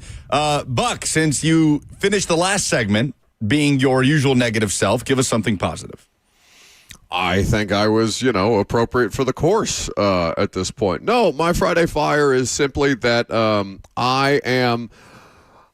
I feel refreshed from this offseason. I had a bad attitude last season. I let it bleed through a lot of what we do. I know we've talked about that at great length, and it's not to make this about me. It's to make it about a new football season because I'm genuinely fired up to get to Raymond James Stadium tomorrow. I'm so excited to be back in the booth. Titans Radio is such a fun part of what we get to do. It's unfortunate that you're bogging things down this year as the point guard for pre and post, as opposed to Rhett Bryan, the excellent broadcast professional. But, we will survive the adversity that is presented to us. I'm just genuinely looking forward to this football season, and I think I'm in a good headspace to be able to do it as best as humanly possible, which is not something that I could say about last year about halfway through. Actually, 3 weeks in. We'll see how long that lasts. Robert, what you got? My Friday Fire is, you guys may have missed this last night, but it was publicized pretty heavily this morning. Did you see you never really look at these guys, but did you see the credentialed photographers for the Raiders and Seahawks game last night? Why did you? Why did you? Is my follow-up. If you aren't just an eagle-eyed viewer like myself, you would have missed Marshawn Lynch making his accredited photography debut on the sideline of the game last night. George Halani, rookie running back for the Seahawks, scores a touchdown, rushes, goes out of the side of the end zone, and Marshawn Lattimore takes his forearm and just hits him in the back after he scores. Marshawn Lynch, not Lattimore. He said Lattimore. God, I'm having a rough week with that. But yes, Marshawn Lynch. I think that's funny. I think Marshawn Lynch is the character that College Game Day needs. I need more Marshawn Lynch. I love what was his segment he used to do for, it was either Thursday night, Sunday night, Monday night, but it was like in your city. No, I think he's still doing it for Amazon Prime. I think they still send him on the road to different things. It's called like In Your City, but he would go around and talk to people. Like he was in Ireland one episode, he was in another place. Like he is just an incredible natural entertainer. Like when someone has that you can't teach someone that. It's just innate in their ability. And I love Marshawn Lynch. So I was happy to see that last night. That made me happy as a little nightcap for the first series of preseason games. I like the dynamic that McAfee and Saban have on game day. Like I think it's a good kind of yin and yang type of situation. I like the way that Pat works the crowd because he's got that professional wrestler to him. But I wish Fox would have done something more creative than just put Dave Portnoy on their game day version. I wish they would have done something a little more risque and something with greater entertainment value. And Portnoy's fine as a social media entertainer, but like I don't care to hear Dave Portnoy on Saturday morning screaming about Big Ten football. You know what I mean? I get it, but their pregame show was just so horrendous. Like it can only be a benefit that he's there. Like I understand the Fox pregame show. For Big Ten. Yeah, I agree. I don't think it's good. Awful. Like so boring, so background noise. Like I was never watching it. You're always just getting your bets ready for the day. Like they're never going to feed you anything that's of substance or have anyone that's interesting enough to listen to. So like while I don't always agree that maybe Dave Portnoy might be the best form of entertainment for a certain situation, I do agree that he will be a marked improvement on whatever that show is going to be this year. There's chasing game day. 100%. Like, and well, they stole the good. It's one of my favorite parts about game day is the Tom Rinaldi pieces, like the things that will make you break down and sob in the middle of it because he gets to the core of a lot of the humanity around football. They stole that too from ESPN. Yeah, still doesn't even hold a candle. And then Game Day had some record ratings last season. Nick Saban has just added a whole element. Robert and I were talking yesterday about watching that final Lee Corso moment on Game Day. That's coming up week 1. Texas, Ohio State will be the final headgear pick for Lee Corso as we celebrate both he and Coach Mack's birthday yesterday. So, thank God, because the Lee Corsos things are starting to make me sad. It's time for sure, yeah. But still, I'm not prepared. Tom Rinaldi or not, I'm not prepared for the feature package recapping Lee Corso's illustrious game day career. I am not emotionally prepared for that. I'm going to go with Archie Manning coming out and saying Arch isn't going anywhere next year. Not even before Arch takes a snap with the Longhorns in 2025, or not even after, I should say. Archie says Arch is staying with the Longhorns after this season. He's going to be at Texas in 2026. It's my Friday Fire because I hope, probably wishfully, that it will take away all of the NFL fans that inevitably would be screaming to tank for Arch Manning in the 2026 draft. I love that Archie is just going to come out and say it before we even get to the season. Okay, but can we let him do it? Like, is it just going to constantly be people speaking on behalf of Arch? And maybe he doesn't want it that way, so what do I know? But, I don't know. I want to let the kid make his own decisions that way, or at least let him do it publicly. They have gone about this in the most Manning way, old school way that there is, and the opposite of what kids are doing now in 2025. So I'm not surprised that it's going this way. And I don't know. I don't feel like Arch likes the attention. I don't think he cares about it. He's not really on social media.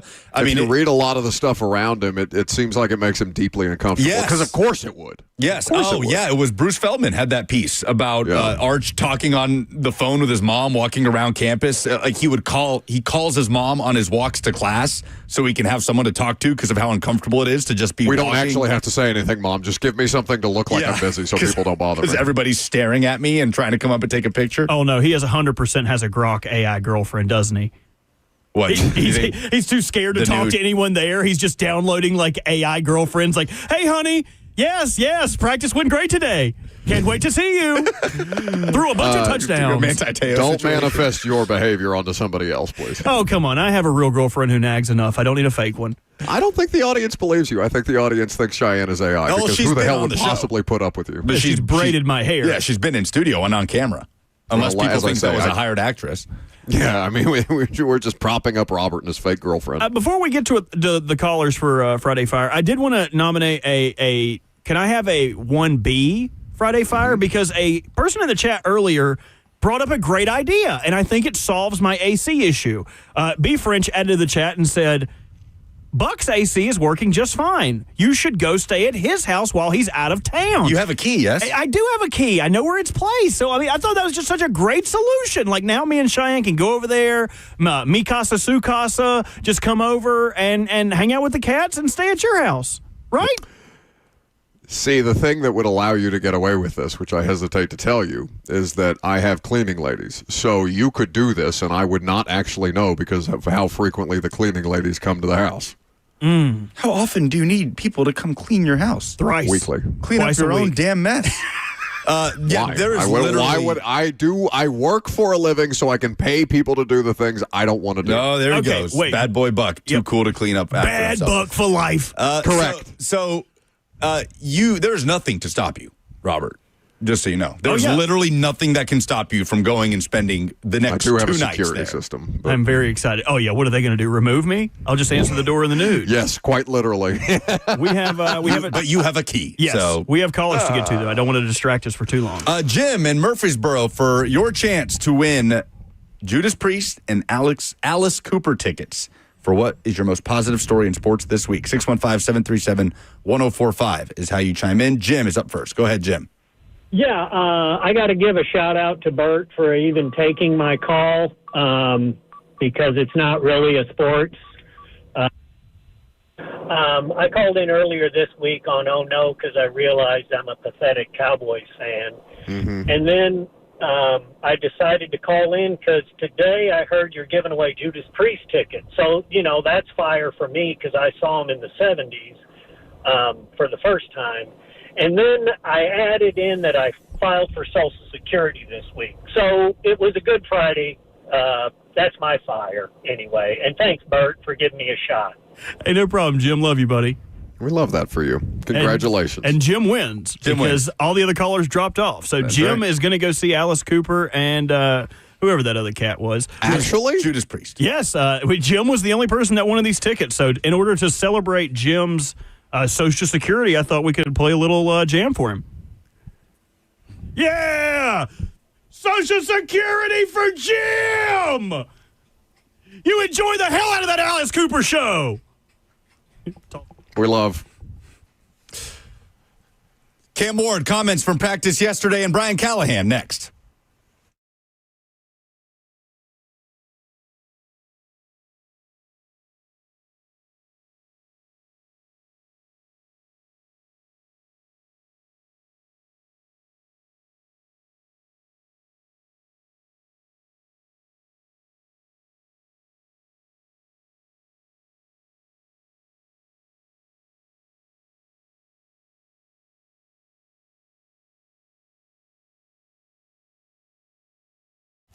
Two Rivers Ford is the South's most trusted Ford dealer for a great many reasons, and they want to tell you about zero. That's right, zero, as in zero money down, zero payment for 90 days, and 0% financing for 48 months on most models.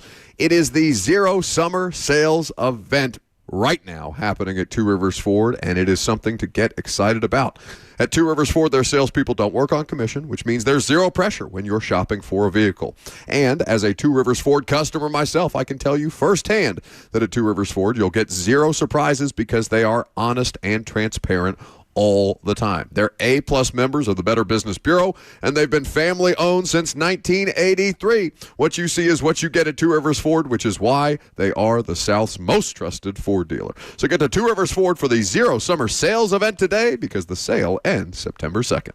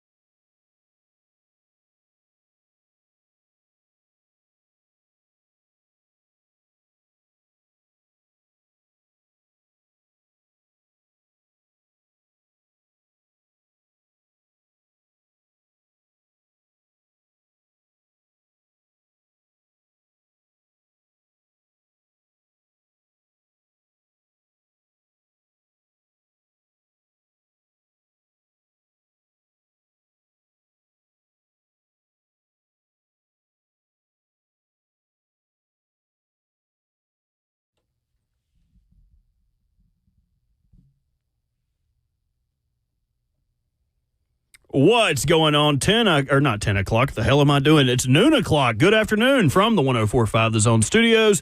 I am Robert Walsh. Titans have a walkthrough in Tampa today. Media not allowed in, but Buck was able to get some time with Titans head coach Brian Callahan. You'll hear that interview at 12:20, but if you miss it, make sure you check it out wherever you get your podcasts at or the 104.5 The Zone YouTube page. 3 preseason games last night. The highlights, the lowlights. We'll start with Colts-Ravens as Anthony Richardson got the start but had to leave the game with a finger injury. Looked pretty gruesome, but updates this morning from the Colts claim, quote, had all of his x-rays come back clean and he will be back on the practice field in the coming days. Ravens ended up taking that one 24-16. Colts also lost third-round cornerback Justin Wally for the year to a torn ACL who was competing for a starting cornerback job. Bengals and Eagles saw Cincinnati play their starters for 2 series where Joe Burrow finished 9 of 10 for 123 yards and 2 touchdowns. One to Jamar Chase, who already seemed to be in midseason form. Bengals lost, though, 34-7.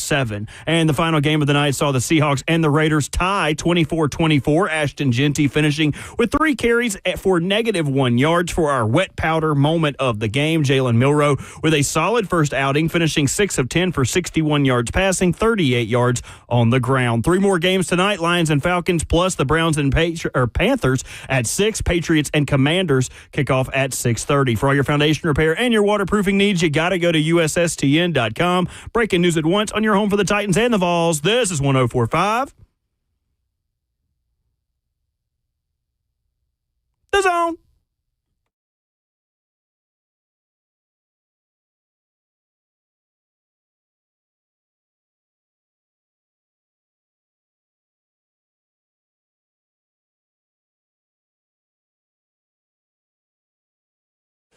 We've had 2.5 weeks of training camp practice, 1 joint practice with the Tampa Bay Buccaneers, and finally, tomorrow, you get to watch your number 1 overall pick, your rookie quarterback, in preseason game action in Tampa Bay. Welcome back. It's Hour 3. Lucas and Bert with you in studio. Buck is checking in from his hotel in Tampa ahead of tomorrow's 6:30 kickoff between Titans and Bucks, which you can, of course, hear right here on The Zone, courtesy of Titans Radio. Brian Callahan coming up at 12:20 from Bucks Sit Down with the head coach. But first, what constitutes success for Cam Ward tomorrow? Buck, after a good day of practice yesterday, a good bounce back from an early mistake, the pick to Hassan Reddick, an evenly balanced practice, as you described, between Titans and Bucks. What to you constitutes a successful day for Cam Ward, understanding he's probably going to get far less work in tomorrow than he did yesterday?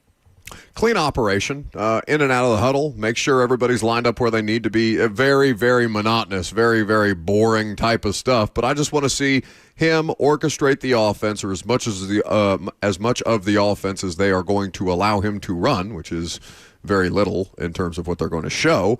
But I want to see it be clean. I want to see it be efficient. I want to see it be penalty-free in an ideal space. I don't know how often they're going to even let him drop back in the 1 or 2 series that he may get, but the seamless function of the football team, or as close to seamless as humanly possible, is a hugely important part of this for Cam Ward. It's not like the degree of difficulty that it was for, say, Malik Willis, where he's coming from an offensive system that is, where they don't huddle, where they don't call plays, where it's the thing that drives John Gruden crazy, right? They look to the sideline, they get the play, or they get the word in their ear, they snap the ball, they snap their hands or clap their hands, and the ball is snapped back to them, and they run whatever the play that it is on the sheet. I want to see Cam Ward just function the way that you expect a professional football operation to function, because that was not as easy as it should be, or as it sounds like it should be, given how often this team was penalized last year or got into adverse situations that they were unable to work themselves out of. And I don't know if all of that can be accomplished in 1 or 2 series, but enough of it can. Let's hear from Cam Ward on that exact question. What would make a successful preseason outing for him in this offense tomorrow night? I just think just playing our brand of football, physicality, running the ball good, throwing the ball good, then really just letting our players make plays. Me being a point guard, distributing the ball out there, then just really relying on the O-line and defensive line to set the game, set the tempo of the game, because at the end of the day, the trenches will always be what runs football. All right, thanks, man. Thank you. Cam. Short, quick, and to the point. The Titans quarterback doesn't dwell on words too much. No, but, that's who he is, and I think he means what he says. Like, it doesn't have to be long and expansive. It's the quote that you hear Coach Mack, and I'm sure other coaches before and since Coach Mack and his experience in the NFL talk about football is not complicated. It's just detailed. So you don't have to say a bunch of words about something that should be pretty routine. Get in and out, operate cleanly, do the best you can with the snaps that you have, and move on with your day. That's just what Cam Ward is. Now let's hear from Cam talking about his conversation with Brian Callahan on how much he will or won't play tomorrow. They told you how many series you might play on Saturday? No, I'm listening to Coach Callahan. He know I'm ready to play the whole time if I need to. But this is also a big evaluation, not only for myself but for the whole team. I'm ready to make plays when my number's called. How excited are you for that opportunity to get out there for the first time, like with real stuff? I'm real excited to just be on the grass again. To just really put everything that I worked for out there, and just try to lead my teammates and try to get a win out there. Is there any scenario to you where Titans want to see a little more and they maybe keep him out there, or do you think it is capped at 2 series absolute max? Oh, I can't imagine that they would push their luck, right? Now, internally, they may be tempted, right? There's nothing wrong with feeling the same thing that we would all feel in that certain situation, or as much of Titans fans are going to want to see as much of him as humanly possible. But at the end of the day, you got to do these things smartly. And I talked to Brian Callahan about this in the conversation that you'll hear in the next segment. The work that they were able to accomplish, with the team in joint practices versus what they still want to get done in the preseason game itself, and he'll speak on the balance of that here in just a moment. So sure, if he goes out there, like say they have an explosive play, like say they get a pass of 20+ yards down the field and they're moving, they're cooking as an offense, they score a touchdown, they get off the field. Like there would be something that is natural about everybody looking around and be like, maybe we do it again. That felt good. We didn't score a lot of touchdowns last year. Maybe we watch one more, see what he does. Oh, you're saying like if they just march right down the field, one big X play, and then 1 to 2 plays later they're in the end zone, and they didn't even really operate the offense on like an 8-play drive? Is that what you're saying? In that situation, like if they run a bunch of plays, like if they have like a 10 or 12 play drive, and okay, that's enough. That's as good as 2 series, as getting 2 series worth of work in. All right, let's pull them out there. But if they zip on down there and do a thing that is not very Titans-like in the last couple of years and have explosives and score a touchdown right out the gate, there may be some temptation to put them back out. Most starters expected to play, you think? Yeah. Just across the board. Yes. Other than Lockett is probably somebody I think. Lockett, I don't think is going to be out there very much. Maybe he goes out there initially, but I just don't think there's any need for them to play the guys who are in their 30s too much just for the sake of getting the 22-year-old quarterback some work. Who is a guy that you feel like, because we talked pretty positively after the joint practice, is there somebody that needs to have a better performance Saturday than maybe they did on Thursday? Or is it unfair to put that on anybody after, you can't have eyes anywhere, but is there anybody that comes to mind there of someone that in particular after Thursday needs to have a good game on Saturday? Well, let's not say specific to Thursday, but let's just say camp as a whole. Like Josh Wiley is such a forgotten entity in this, and I think he's probably going to get waived when roster cuts come down anyway, but just for his own sake, for him to get another opportunity elsewhere, assuming that he gets cut in a way that we all think he's going to get cut, I just think that he's somebody who's got so much more physical potential than actual production, and to show up in the preseason would be good for him after having a camp that I think is pretty unsatisfactory. Defensively, interesting to hear Coach Mack talk about just how much James Williams, or a guy like James Williams, leans on the guy next to him in that linebacker spot in Cody Barton. I mean, how interested are you to see James try and operate this defense without Barton next to him in the event of an injury? Barton's been exceptionally available in his NFL career, but if the Titans were to get into that situation this year, the confidence level on James Williams being able to operate things in the middle of that defense, is that something do you think gets tested tomorrow?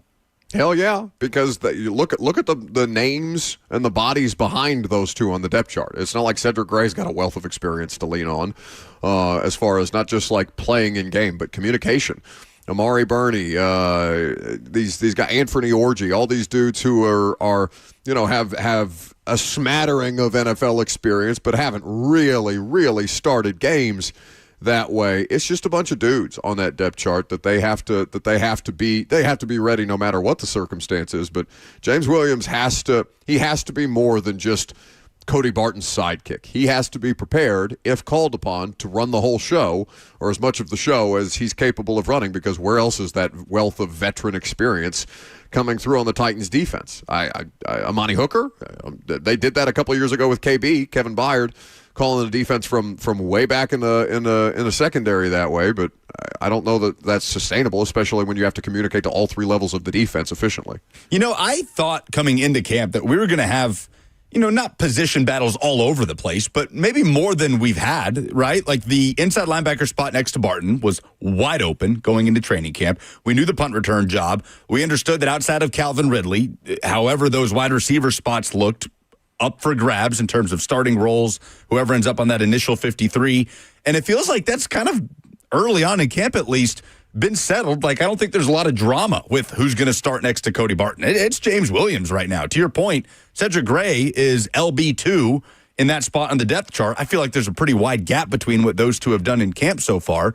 And to the point of the wide receivers, it's just kind of chalk, I guess, for lack of a better term, just the three guys that have done it in the NFL to various levels of success in Ridley, Lockett, and Jefferson. It's been maybe not as much of a drama-filled camp in regards to the position battles as I thought. Yeah, I want to. While I was at the team hotel, and not Callahan specifically, because I was talking to a couple of team officials while I was waiting for Callahan to come down from meetings this morning. I wonder if Alec Ironmaner can't find his way out there sooner rather than later as one of the three starters. Van Jefferson knows more about how to handle the situation, so I think week one that may be just a safe play to make sure that everything around Cam is as stable as humanly possible, but I don't know how long that would be a thing. See if that comes to any sort of fruition tomorrow night. We'll hear from Buck Sit Down with Titans head coach Brian Callahan next on 104.5 The Zone.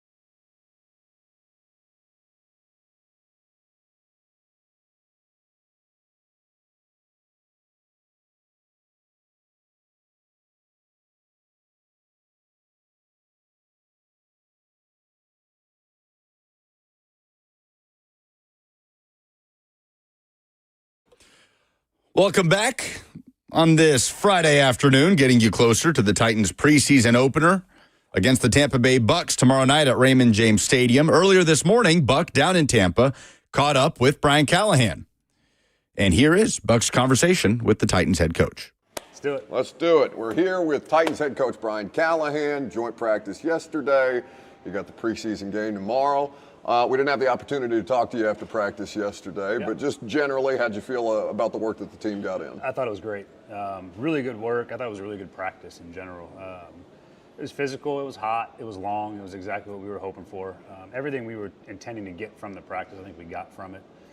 Let Cam get a chance to see some other jerseys in a different scheme. We could go against the talent. They got talent on that roster. I mean, it's a 10-win team. It's a playoff team. To go compete against them was great. As far as execution goes, I thought we did some really good things. I think we had some moments that we get some good coaching off of, but it was a really productive practice, and I'm really glad we did it. From the start of it to the way that things kind of progress, I know there's some notable moments, and you guys have obviously had the opportunity to watch back the film and see some things that maybe you didn't see in real time to give you a different perspective. But like starting with the interception, and I guess that's the end of half simulation that you guys were running about halfway through practice. Cam throws the pick to Reddick and then comes back in, settles everybody in, and starts to execute a little better. You've talked a lot about his heart rate and the fact that it doesn't move and the fact that he's able to settle everybody in that way. That at least stood out to me in the way that he handled it himself, the way that he talked to it about us or to us about it afterwards, where he's saying, I'm going to throw an interception. We just got to find ways to work through that stuff. How gratifying is that to see from your quarterback, understanding how important that mental side is? Well, that's the game, right, for the quarterbacks. They are going to make mistakes. No quarterback plays a perfect game. But when you have the opportunity to bounce back, whether it's in game, whether it's the next game, whatever that is, you have to be able to do it. Some guys don't have the ability to do that, or it takes them another 2 or 3 series to bounce back, and they're still thinking about it. But Cam doesn't flinch ever when it comes to a mistake. In fact, he's almost dismissive of mistakes sometimes, but you need to be that way. You have to have that almost defensive back mentality of like they're going to give up catches. Guys are going to catch the ball on you. You're going to get beat deep sometimes. And how do you respond the next play? And he's done a really good job of compartmentalizing an error and finding a way to come back and make a play. And that was a great example of it. I mean, obviously you don't want to start a 2-minute drive with a pick. The guy dropped. He saw the dropper, but he's trying to force the ball in there when he didn't need to. And the kid made a nice play on the ball, but Cam put the ball right there for him to go take, and then comes back and leads us down into field goal range on the next drive with a couple really nice completions. So he doesn't really flinch. That's a good sign. I'm glad we see that from him. But it was good to see it against another team when, you kind of, everyone's against you. You know what I mean? Sure, and the fans were loud yesterday. Chirping. It was a great practice environment. I really enjoyed it. It's a great setup down there, too. So to see all that and him respond was great. It's exactly what you hope to see. Obviously it's not just about Cam, and I want to talk to you about some other things as well. But in particular for him, you got the work that you got in yesterday. He's going to get an opportunity to get some work in tomorrow. What does that kind of look like based on what he was able to accomplish and what you still want to see? There's always, the good thing about where he's at is there's always something more to continue to coach off of. He got a bunch of work yesterday. He's going to get some work in a preseason game. I think being in a preseason game, hearing the play call, and not having anybody around him, where it's just him in the huddle and the offense on the field, and you don't have anybody talking to him, but he's got to come off the field. Just the process of getting ready to play, operating in a game environment with the communication, and then go execute a little bit. They're not going to play their starters, from what I understand, which is no problem for us. This is more about us operating in a game day environment, and he's going to get probably for sure a series, maybe 2, depending on how they go and how many plays it ends up being. But he's going to play. Nick handling the offense and allowed you to bounce around a little bit. I know that's been a point of emphasis for you coming into the off-season program and then into training camp. How do you feel like that balance is going, and how do you feel like the players across the roster are responding to that, from you specifically? Yeah, I think it's good. I think that those guys, the defense needs to see me be present with them. I do spend a lot of time and focus on the offense for obvious reasons, but they do enjoy seeing me around and being a part of their process too. And the meetings are hard for me to necessarily be in all the different meetings because I do a lot of the installing and those things, but Nick's done a great job of handling the day-to-day processes and allowing me to be a little bit more free, and especially yesterday that I could walk over and watch the defensive play, watch the one-on-ones, and come back. It was really positive, I think. And I think the other day I was kind of hanging around the defense during a period, and Hook kind of talked to me in passing. He's like, yeah, I kind of like when you're over here. I'm like, you know what? I like being here too, Hook. So that part of it's been good. I think I've done a better job of connecting with the entirety of the team and not just jumping in the offensive meetings where I'm most comfortable. I think Holtz is the only person I saw not take a selfie with Gruden yesterday. Which is crazy because he's the one that probably did the most work for him. Like, I've seen enough of you, Nick. Let me go talk to some other people. Even Coach Mack. Yeah, which, I mean, I love Coach Gruden. He was really fun to be. I grew up with him. Right. You know, so I've known John for a long time, and then get a chance to work for him as a professional in a different capacity, which was great. It was good to see him. I'm glad he was out there. He's a hell of a coach, and I mean, we had quite a few Raiders in our building, and there's a few wandering around, and that he had been a part of as well. So it's cool to see him. I'm glad I've invited him to come to Tennessee a couple of times, and hasn't worked out, but he's the best. Apparently, that was the first Bucs practice he's been to so far this camp too. That doesn't. I mean, he's pretty busy schedule-wise. I don't know all the Barstool stuff he does, but I think he's got a lot going on. Yeah. But it was good to see him. I'm glad he came out. You got a good Gruden story from growing up around him? Yeah. No, I do. I have a great Gruden story.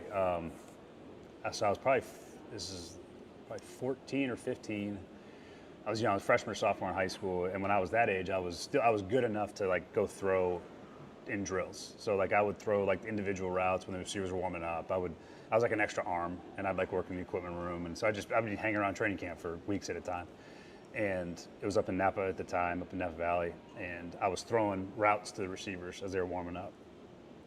And I threw a ball. I think it might have been either Jerry Rice or Tim Brown maybe, but I threw kind of a bad ball. Okay. And I remember walking into after practice, I was walking in the staff meeting with the coaches because I would just sit and listen and watch. And John had the clip up. Now, knowing what I know now is I probably got set up, but I walked in and John's watching me throw this like bad ball to one of their best receivers, and he told me if I ever threw a ball like that again, he'd break my arms, and in only the most John Gruden way. Sure. So.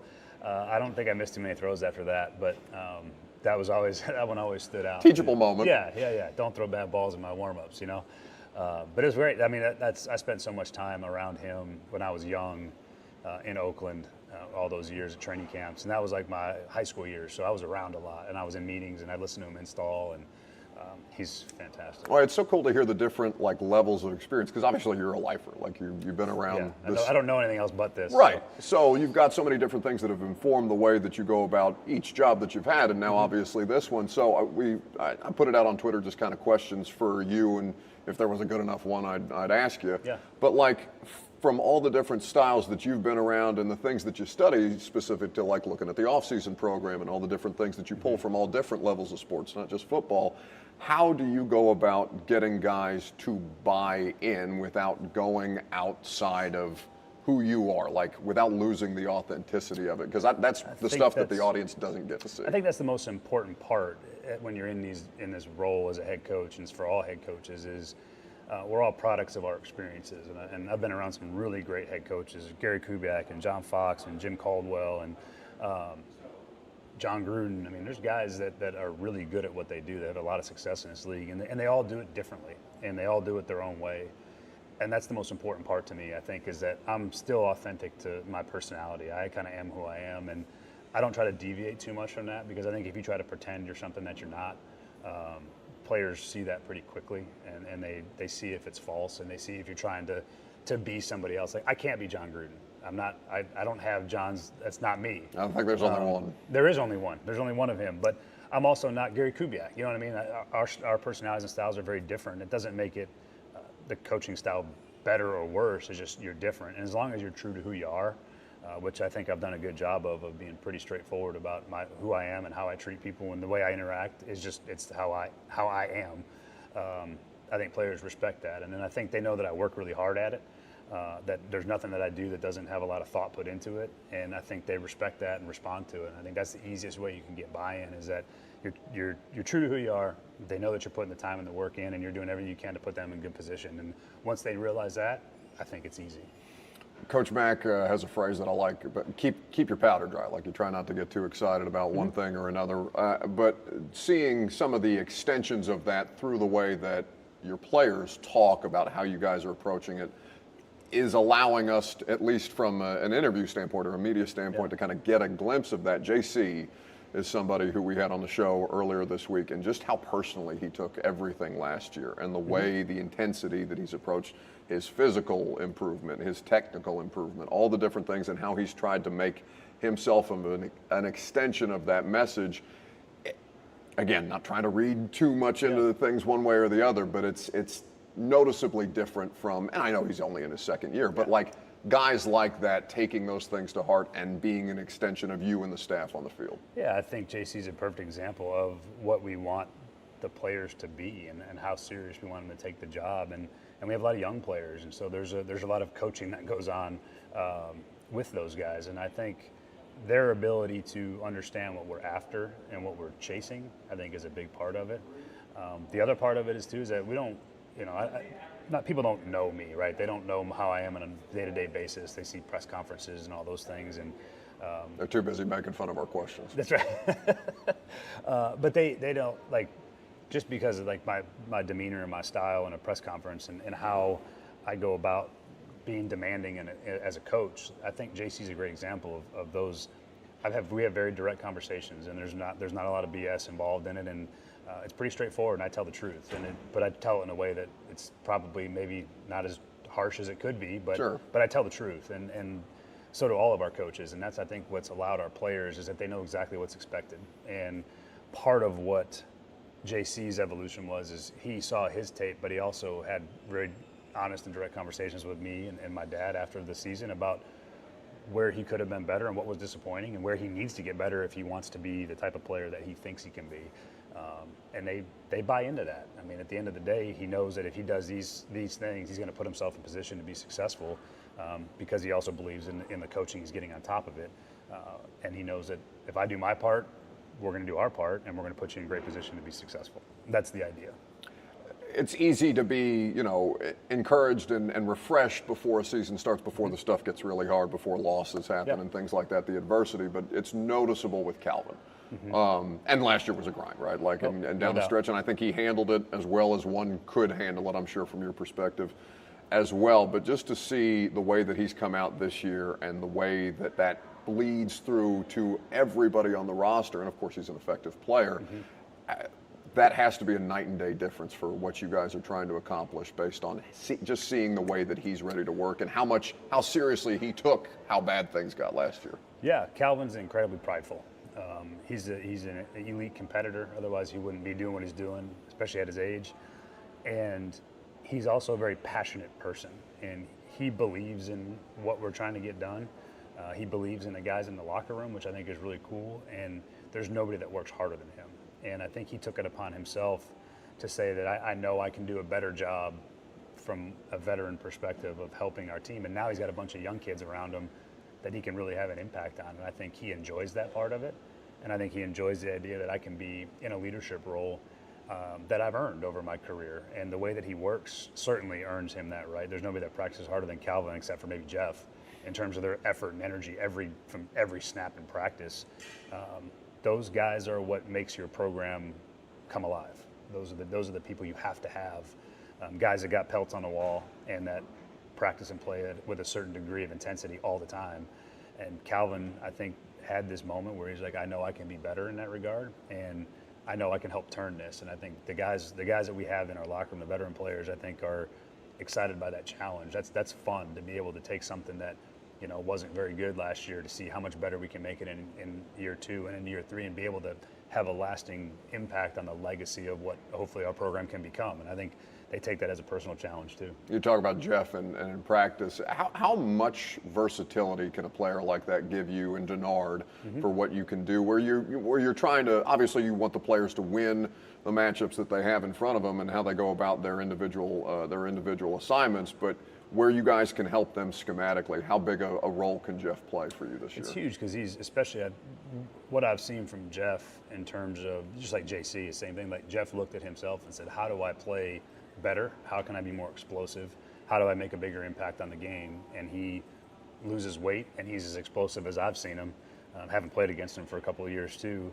That part, that intensity that he brings to impact, I think, is the starting point. And then now that he's got this a little bit more versatility, he can play up and down the line. And so the idea when you rush is where do you find your one-on-ones?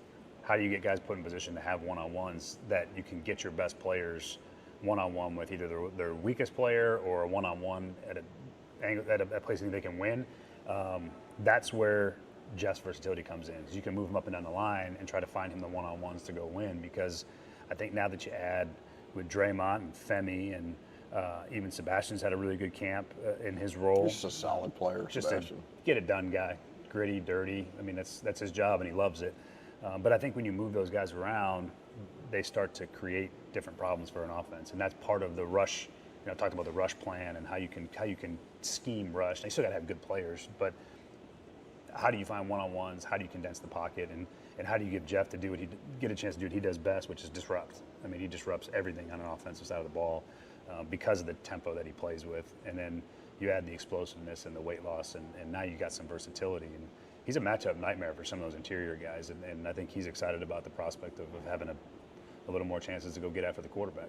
As now that the installation for the most part is done now, it's about the refinement. Yep. You've talked about incorporating, and this is not specific to you guys, but like the trickle-up effect from what players do in college to what you guys can do in the pros. You've mentioned using some of the stuff that Miami did to get Cam comfortable, plays that he likes and stuff like that. Is that more a specific play thing, or is that an overarching like concept type of installation or acclimation? Yeah, it's probably a little bit of both. Because we have a lot of this, they ran a pretty good offense down there at Miami, and there's a lot of carryover plays. There's only so many plays in football, right? There's only so many ways you can attack cover three. It's just the way it is. And they had some pretty similar things that carried over easily. Now he's just learning what we called it versus what he called it and things like that. But there's also a couple of things that he has a better feel for that maybe we didn't have as a part of our offense. And it's not some long list, but it's a couple of things here and there that you just try to give him so he feels more comfortable. And he feels like this is something I know and I've got reps banked on over the last X amount of years. So then when the call comes up, he feels like I can go do this in my sleep.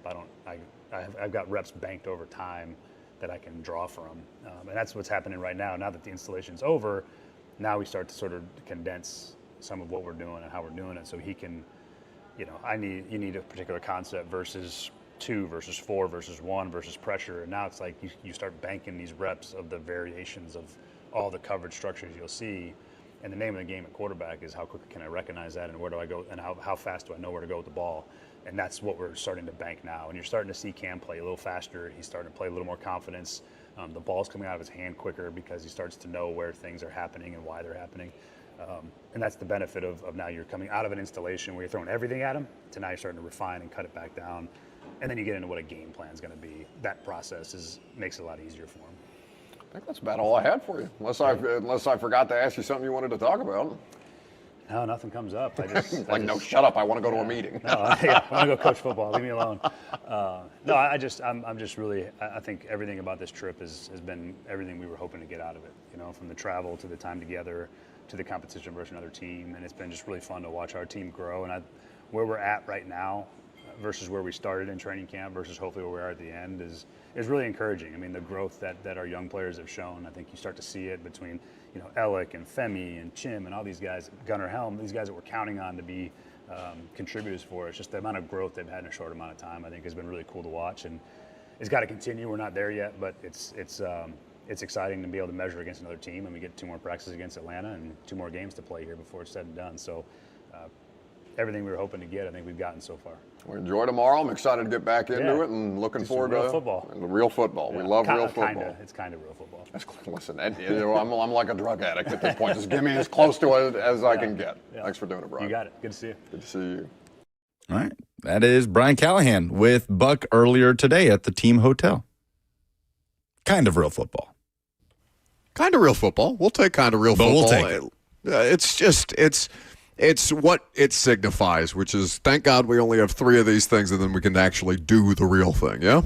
Yeah, no doubt. Before we react to some of that, the F&M Bank chat was just having a deep discussion about Panda Express Oh, yes, let's prioritize this. And the value of Panda Express and why people go to Panda instead of just your local hole-in-the-wall Chinese place. I maintain that Panda has its place, especially on a college campus. I, too, have not had it since college, but it's crazy to me. I'm not surprised by you, but it's crazy that Zach Lyons tells us that he's never once in his life had Panda Express. How can you not walk through an airport at some point or another in your lifetime and go to a Panda Express?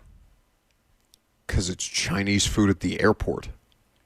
I would argue that Chinese food is some of the best food to get at the airport. Your advice or guidance in terms of food and dietary habits is not something that anyone should be following. No. Lucas is closer to the base than you are here. At malls or airports, Chinese food carries. Because you can go to the airport and get a burger. I don't want food in the same place that I buy my pants from. What? What do you mean? Where are you buying your pants? You've never been to Pants and Burgers Emporium? That sounds like somewhere you frequent. No, Robert is right on this. Food court and airport, 2 of the 3 best places to get Chinese food. The third probably being China. I would like you to get back to the interview. You talked about if there was anything else Callahan would like to bring up. Well, if something came up in conversation, we would have noticed from the vantage point that the camera was facing. What do you want from me? All right. What do you want from me? I got you 20 minutes with an NFL head coach before his rookie quarterback, his number 1 overall pick's first preseason game, and that's what you're worried about? I hate you. All I want to bring up is Titans fans and everyone listening around the Middle Tennessee area is hoping that Cam Ward is explosive and it grows with interest. You know what I mean? There are like 3 people that even understand the reference that you're trying to make, because the vast majority of people, the 2 million people within the sound of our voice, haven't seen it on the YouTube chat. And if you haven't, you need to go watch it on the YouTube channel. It'll be available. I'm never doing anything like this again. At least at this level, you would probably need to bring it up a little bit. 615-737-1045. Last call for phone calls, and we'll react to that interview with Brian Callahan next.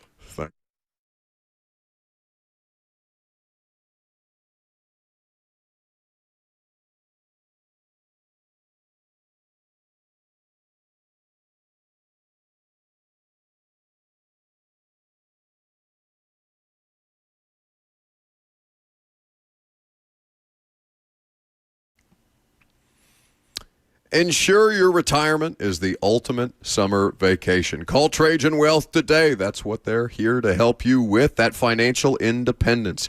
And they understand the importance of true independence. As a veteran, Trajan Wealth CEO Jeff Jr.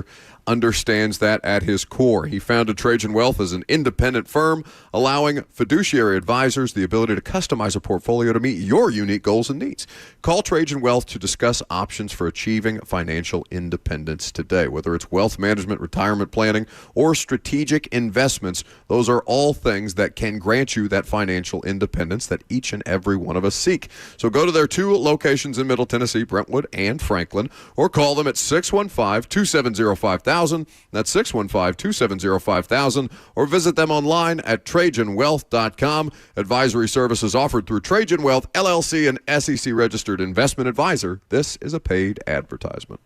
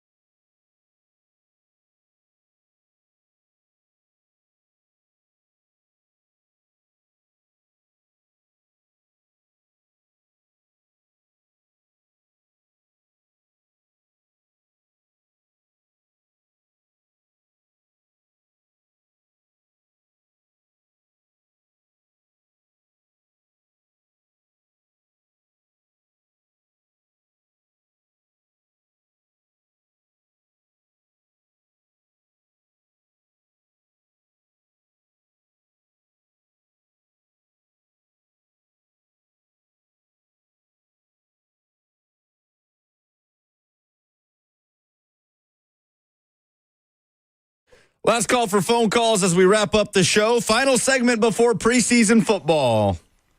At least for us. 615-737-1045. 6:30 tomorrow is the kickoff, Central Time. 5:30 is when Titans Countdown hits the air. The League Company Countdown to Kickoff on before that. Titans Talkback will take you home after Network Postgame wraps up with Zach Lyons, Kevin Dyson, and Stoney Keeley, who has been active in the F&M Bank chat with this Panda Express discussion. Buck is in his hotel room in Tampa. Robert and I are in studio taking you up until 1 o'clock.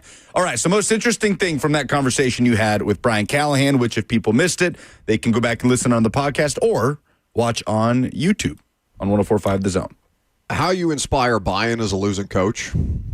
These guys didn't know him last year, and it sounds like they had a hard time getting to know one another as a team across the board, and Brian Callahan is in his second year trying to make sure that he is involved in all parts of the team as somebody who is required to be the team CEO, in essence, despite having such a huge hand in the installation of the offense. I know it's meta. I know it's not exactly the X's and O's stuff that people would gravitate towards, but, like, it's critically important. If they don't believe in the coach, I mean, I suppose they could be as inspired to play for one another as anything else, but I just think the coaches, the importance of a coach, I think, varies from sport to sport, right? Like the actual plus that is a coach on an NBA sideline or on an NBA bench when you have Giannis. Like, what are you going to do that's going to help Giannis Antetokounmpo be better at basketball? Football is such a critical thing to capture the attention of people and get 53 dudes plus,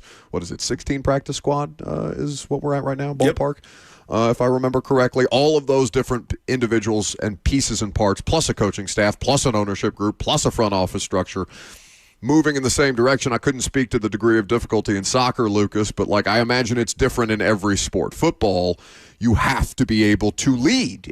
Corey Curtis had a great line about it's so much more than an X's and O's job to be a head coach in the NFL, and where Brian Callahan's specialty is obvious as an X's and O's component, to see the different ways that he is working to try and be that leader without being inauthentic that way. It's a tough tone to strike, but I don't know. It's easy to talk about right now. I think I mentioned that in the interview. Easy to talk about right now when nobody's lost a game, and it'll be tested again this year. But they had a lot of lessons in losing last year, and God knows they did plenty of losing.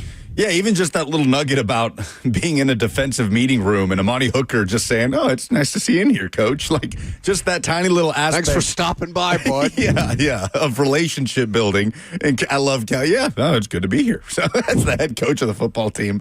So, he's talked about that a ton, about that being a huge part of his development going from year one to year two.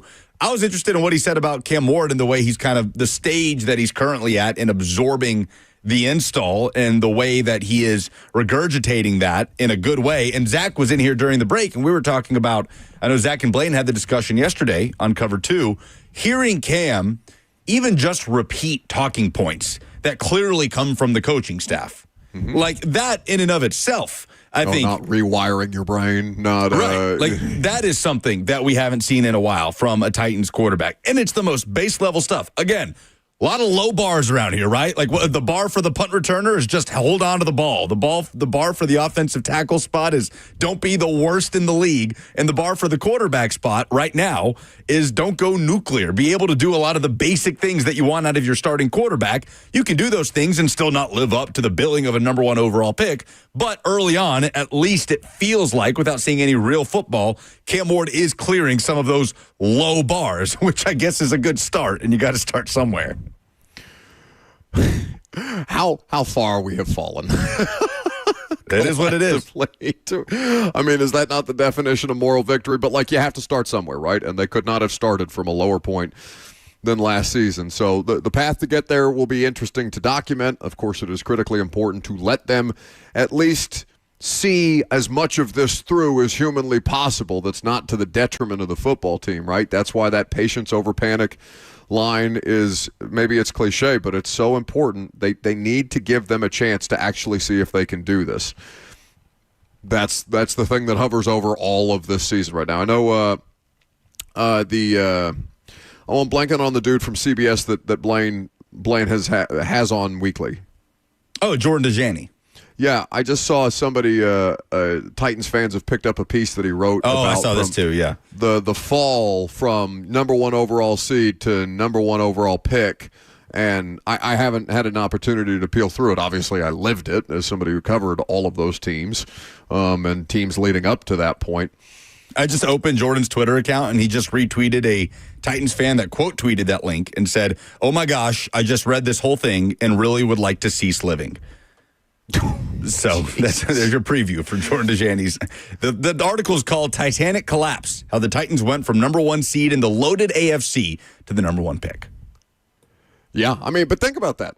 In an AFC where Patrick Mahomes, Lamar Jackson, Josh Allen, and Joe Burrow all existed, they were the number 1 overall seed. And how, I mean, it speaks to how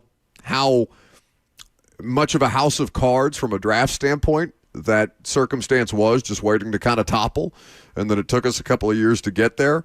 And now this current administration is tasked with digging themselves out, and it's not going to be an easy process.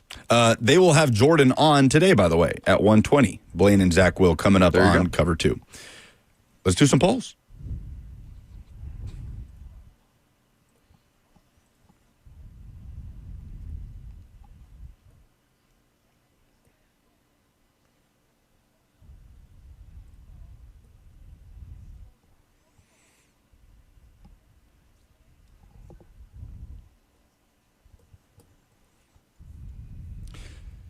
Presented by Two Rivers Ford, the South's most trusted Ford dealer. What's the most positive story you've seen in sports this week? TK says Stoney Keeley coming to 104.5 The Zone as a co-host on Titans Talkback.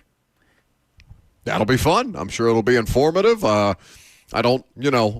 I am not somebody who relishes the UDFA offensive line talk the way that those two do, but if you want it, you're going to get it in spades after the preseason, baby. They're going to crush. Oh, yeah. Mr. Donkey says Buck leaving town as his Friday fire. Karen says that football is back, and it is back, kind of, but enough. Just know, and no matter where I am in the world, you can't run from the voice because we still have ways to get me on the air, unfortunately, for the rest of you. How much of Cam Moore do you want to see in preseason game 1? 1 drive, 2 drives, 1 quarter, or the whole first half?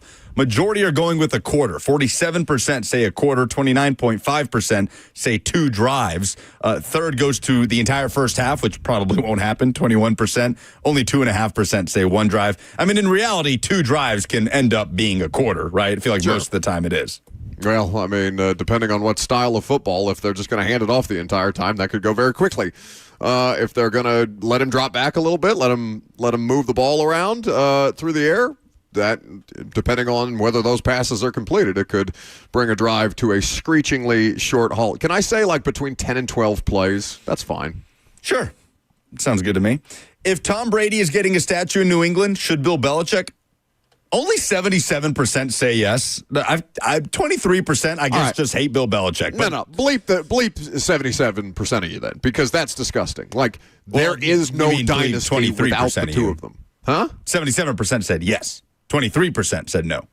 Oh, okay. I'm sorry. I misheard you. No. It wasn't the other. That would be crazy. I was like, what? No. How could that possibly be? No, I got so upset. That should be like unanimous. That 100%. Yes, obviously Bill Belichick should also get a statue. This is good. What describes Diego Pavia more to you? Entertaining or annoying? Robert thought of this poll this morning. 51.1% say, what do you think? What are our guesses? Oh, annoying. Yeah, I go with annoying. Yeah, annoying. Gets the slight edge. Yeah. Jimmy says his mouth is writing some pretty big checks. We'll see if his team can cash them. Like, he is writing checks they can't cash. Like, Vanderbilt is not capable of winning the national championship, right? It's not. But I love it. I think it's entertaining. Yeah, because you don't take him seriously, which is why you love it. I do. I respect it. When's the last time Vanderbilt hasn't been this relevant since the James Franklin days? You thinking his chirping is cute is not respect. I did never use the word cute. Oh, but you thought it. Diego is the small cat and Lucas is the fully grown dog, like just allowing this thing to exist around him.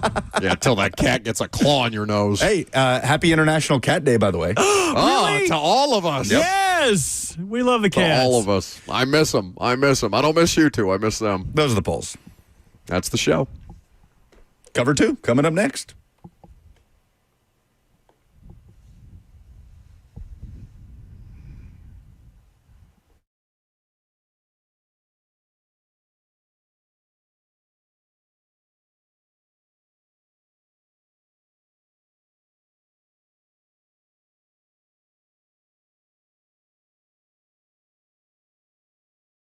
Would that be you?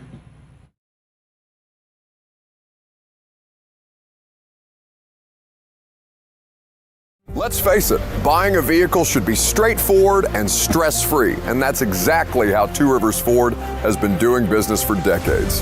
This locally owned dealership has a non-commissioned sales team whose only focus is to find you the right vehicle at the right price without the pressure.